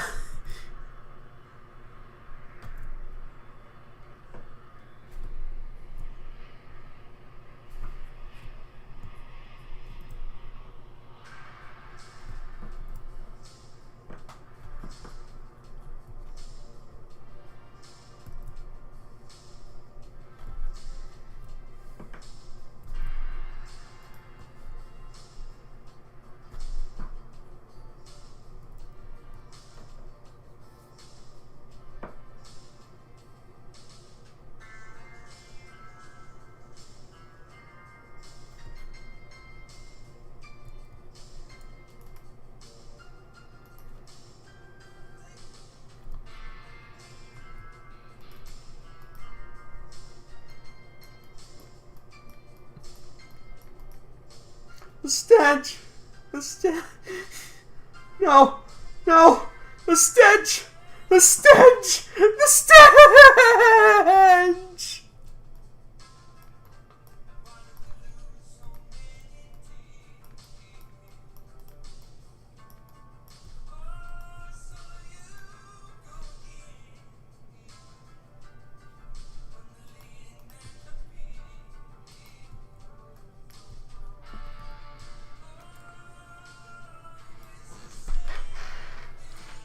Hey, who turned off the lights? Hey, who turned off the lights?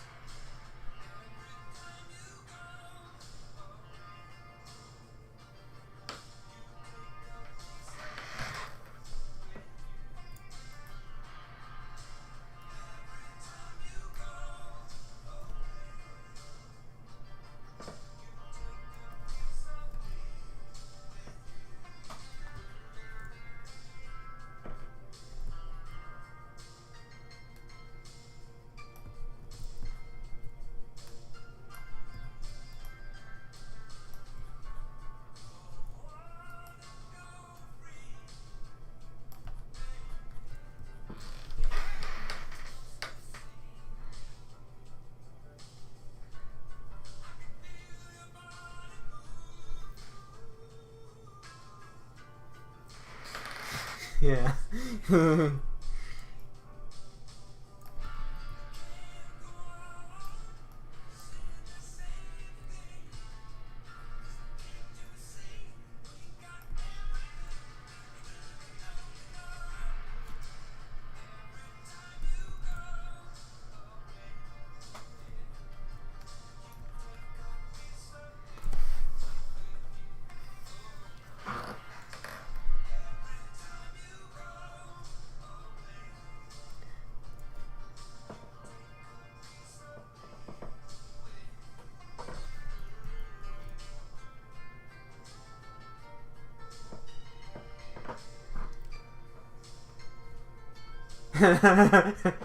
I'm literally about to hit a clap. Yeah. Same here, dude. Same here.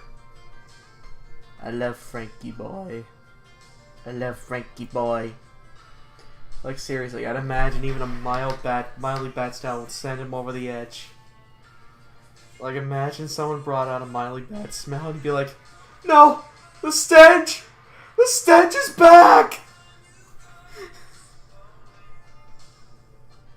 Oh, I'm sure Randall would.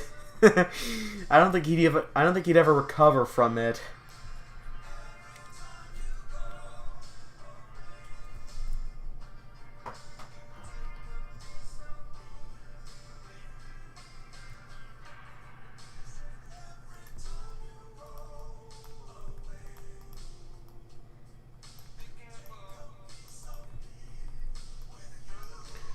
And the toe beans.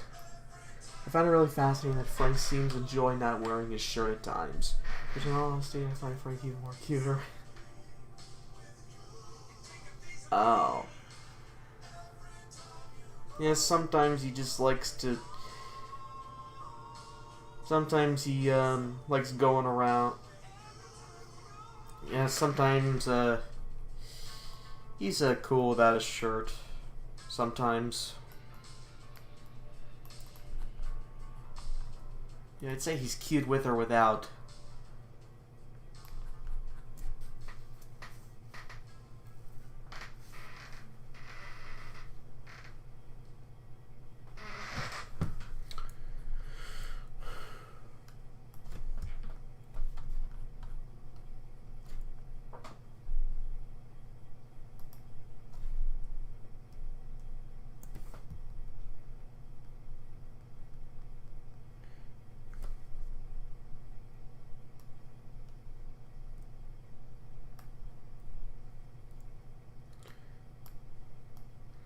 Yeah, I guess you could say that.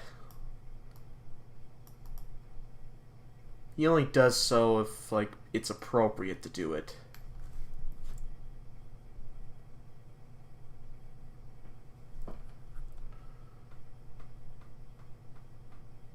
Cowboy junkies, you say? Oh, sweet.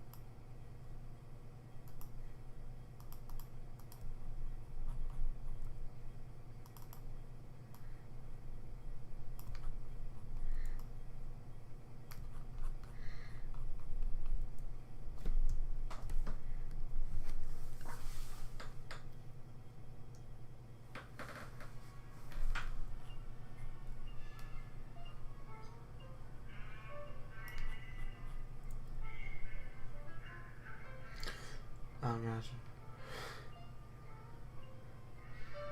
Oh my god! Oh my god! The stench! The stench! It's on me! Ah!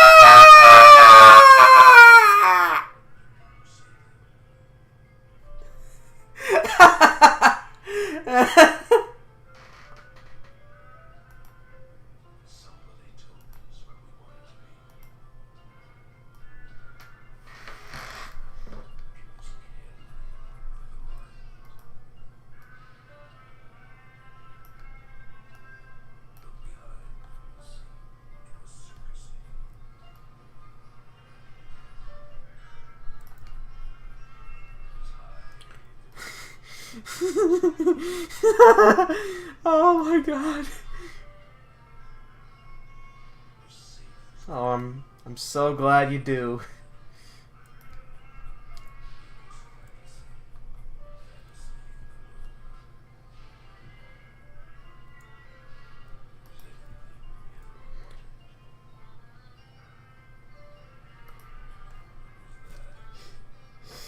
That's for sure.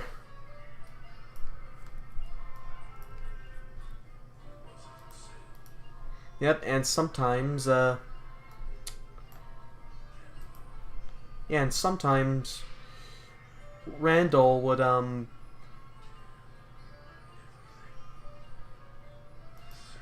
yeah, despite Randall's cute, yeah, despite Randall's, you know, endeavor, yeah, despite his mood, he can actually be pretty cute at times. Let me just grab a couple. Let me just grab a couple of pictures here so I can show you.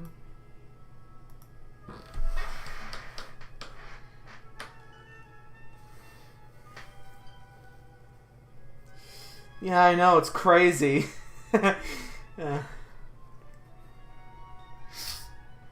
Here's the first one.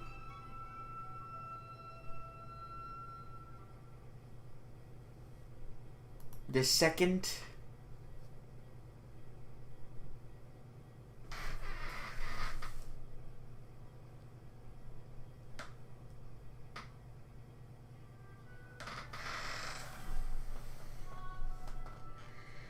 Oh, thank you. Third.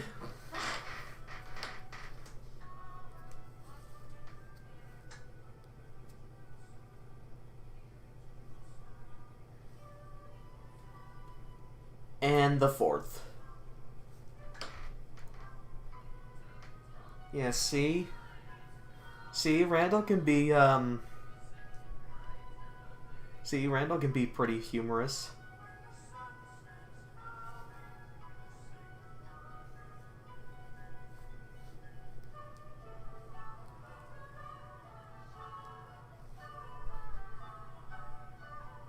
Well, it's been fun, guys, but I'm moving to the shower.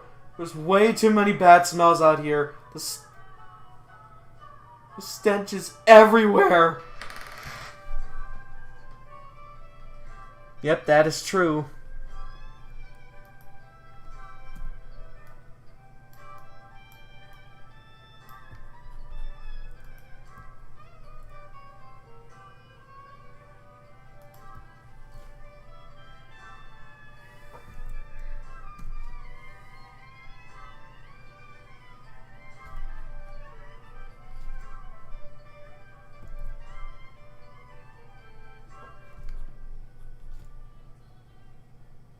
Gotta get that big floofy tail in here. Because that's what Frank has. It's alright. You gotta have your dinner somehow.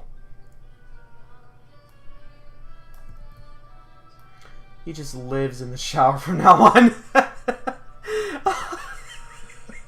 Oh my god! Oh my god!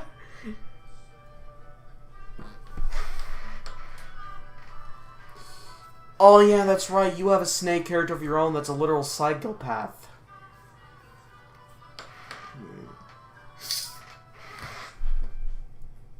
Let's see here.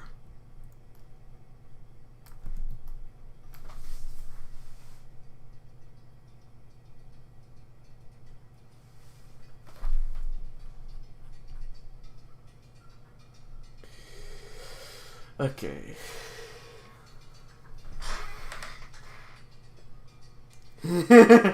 Yeah.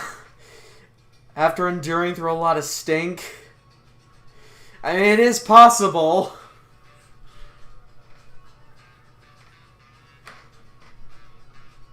Random marries Fabrice.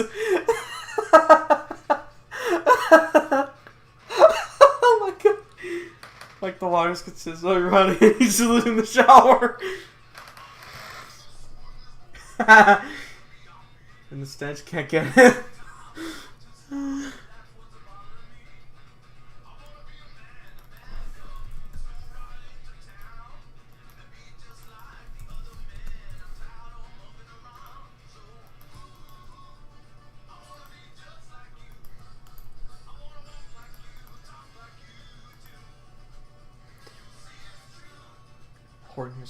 Yeah, I've seen that cartoon before. It was actually a bonus feature on my How the Grinch Stole Christmas DVD. And I can say right now, it's a lot better than the 2008 movie. They'd be constantly inflamed.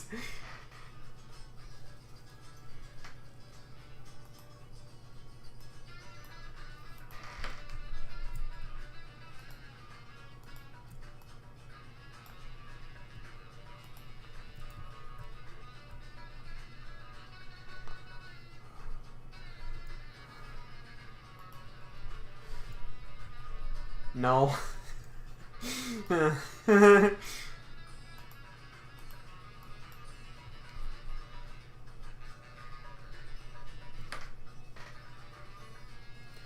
Wait, imagine if what was an actual episode?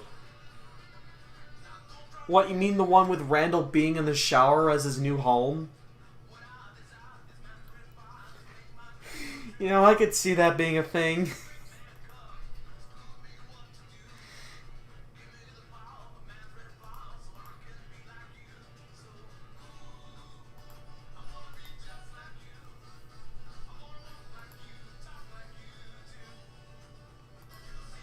Oh.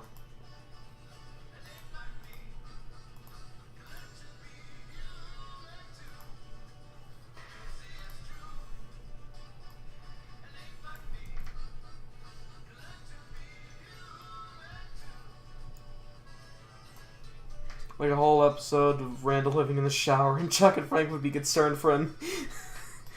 Yeah, I mean, it would make sense. Yeah, I could see that being a real episode.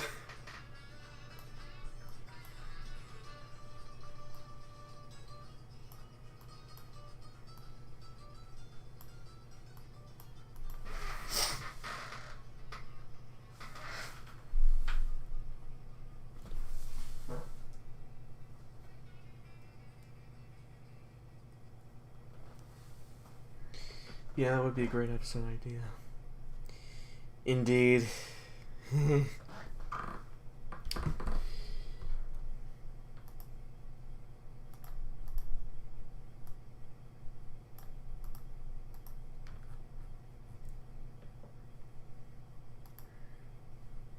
Yeah, it would be a direct follow-up to War of the Cents, actually.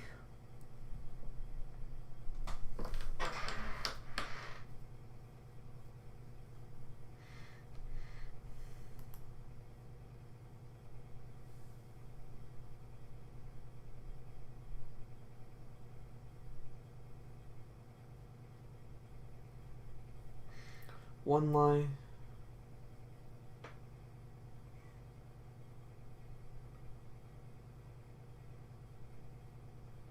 Jeez.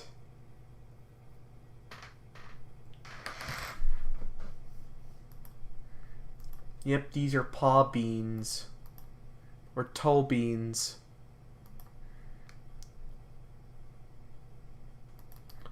Ah, found the color of Frank's paws here.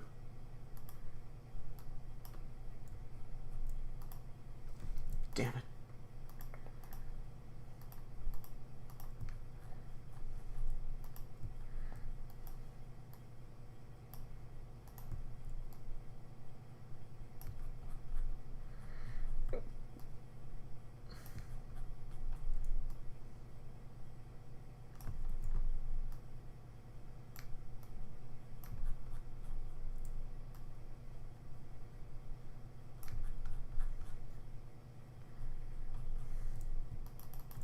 Like, seriously, even for an element, he's supposed to be chubby. He's not even that chubby. No, he's not. But hippos definitely are.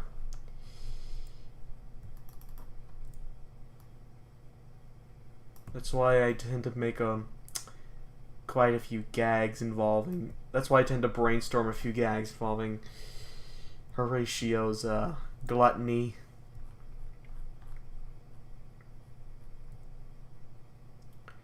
Yeah, speaking of Emil... Yeah, speaking of Emil, when... Have you gotten around to doing that picture of him falling right into that kangaroo character's pouch of yours?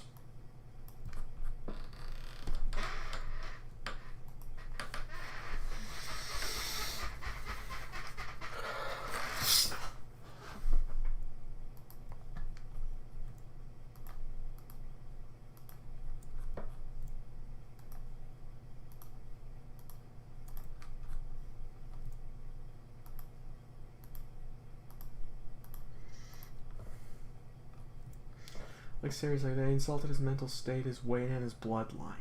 Oh my god. I think I have two chubby characters, which are Yoshida and Randy. But Yoshida's more big boned. Oh, really now?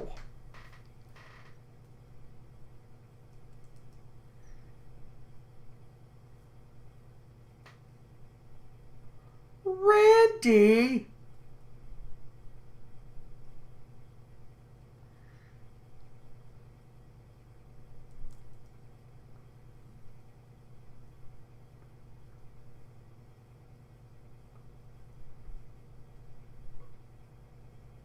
Yeah, I can definitely see the chonkiness in his design there.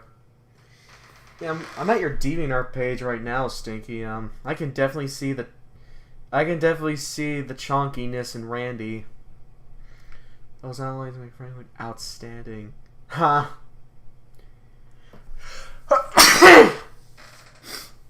Sorry about that.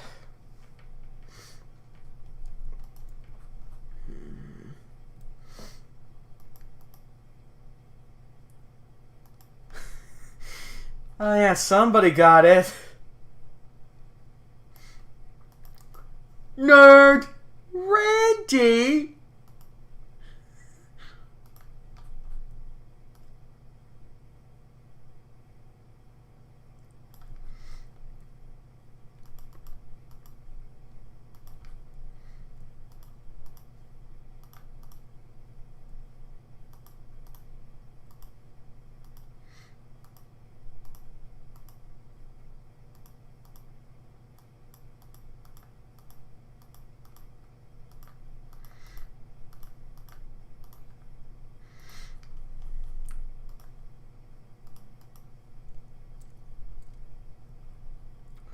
Confession, Hans Connery was honestly the perfect voice for Horton. His voice was warm, kind, and gentle, which is perfect for his personality. No one has been able to do it as good as he did. Yeah, and it was honestly a nice contrast to the loud, bombastic, and rude Captain Hook. Because if you remember, he played him too. Oh, really? Oh, I didn't know that. Hey, maybe after the stream you could show me. I'm quite fascinated to see that myself.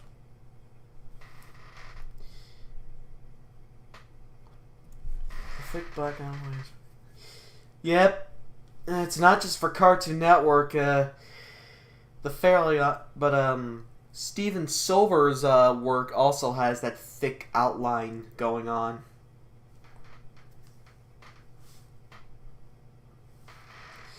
Okay, I think I'm gonna stop right here. But before I go, let me show you a couple of, pics that I did involving some sharks, as well as a couple, as well as a few upcoming drawings of sorts.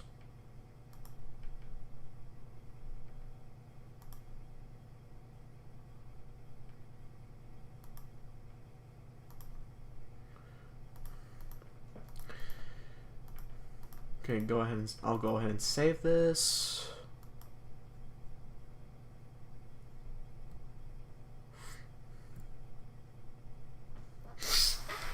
So first up we got Hank here. It's kind of crazy how the man who voiced the notorious Captain Hook also voiced the kind and gentle Horton. Yeah. Yeah, so here we got Hank nudging Wilbur while he's heckling, as you can see right here. We also got Wilbur here being a goofball, like the goof he is. He's a total sweetheart.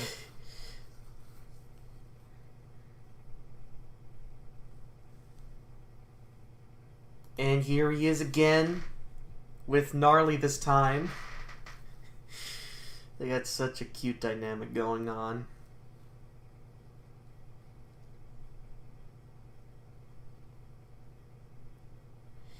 And here they are again, all blackened and charred from getting struck by lightning.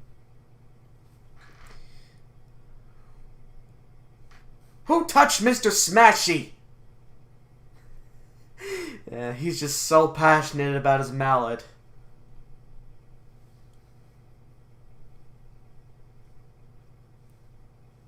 Yes, he always will be.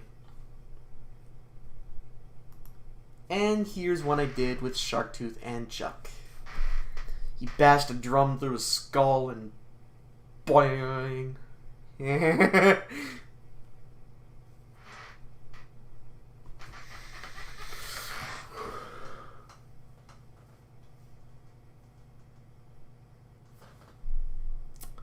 Now for some upcoming works.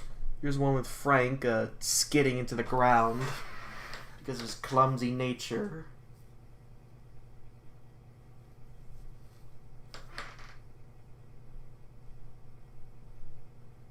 It was. There's a smudge on him that wasn't there before. Who left it there? Oh my god. So next up we have Sharktooth chowing on a wooden pole.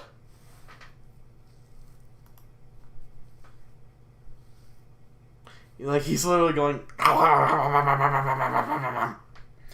He's like literally going.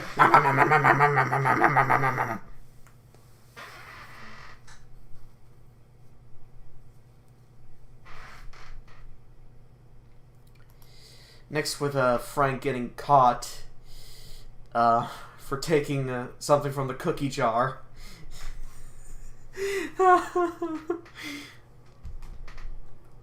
Yeah.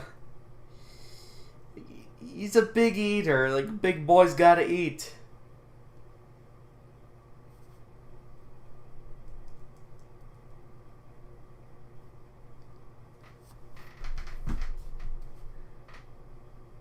Yep. I'd say that will require a trip to the dentist, but sharks don't need dentists. No, they do not. So the next up, we got the sharks getting karma striking down on them. Yes, Frank could be a cheeky, be a cute wolf. Oh, Frank. So I showed you this like last week, but here we got a Sharktooth with an anvil falling on his head. We got Gnarly getting struck by a coconut or a bowling ball. Hank got clobbered by his own mallet. And for Wilbur, he got hit with a bank safe. And you can thank these three for giving them karma.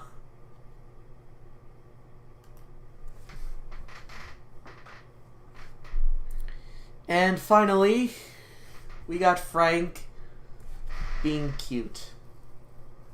Give you guys like an extra minute to take a look at him here. Like I said, Frank, he had a husky babysitter that, that husky babysitter was honestly Frank's favorite. I feel like it'd be hard to discipline Frank, especially since he probably used the puppy eyes on them. Yeah, I mean, like, who could be hard on a face like that? Especially this one. Look at it! Look at it! Look at it!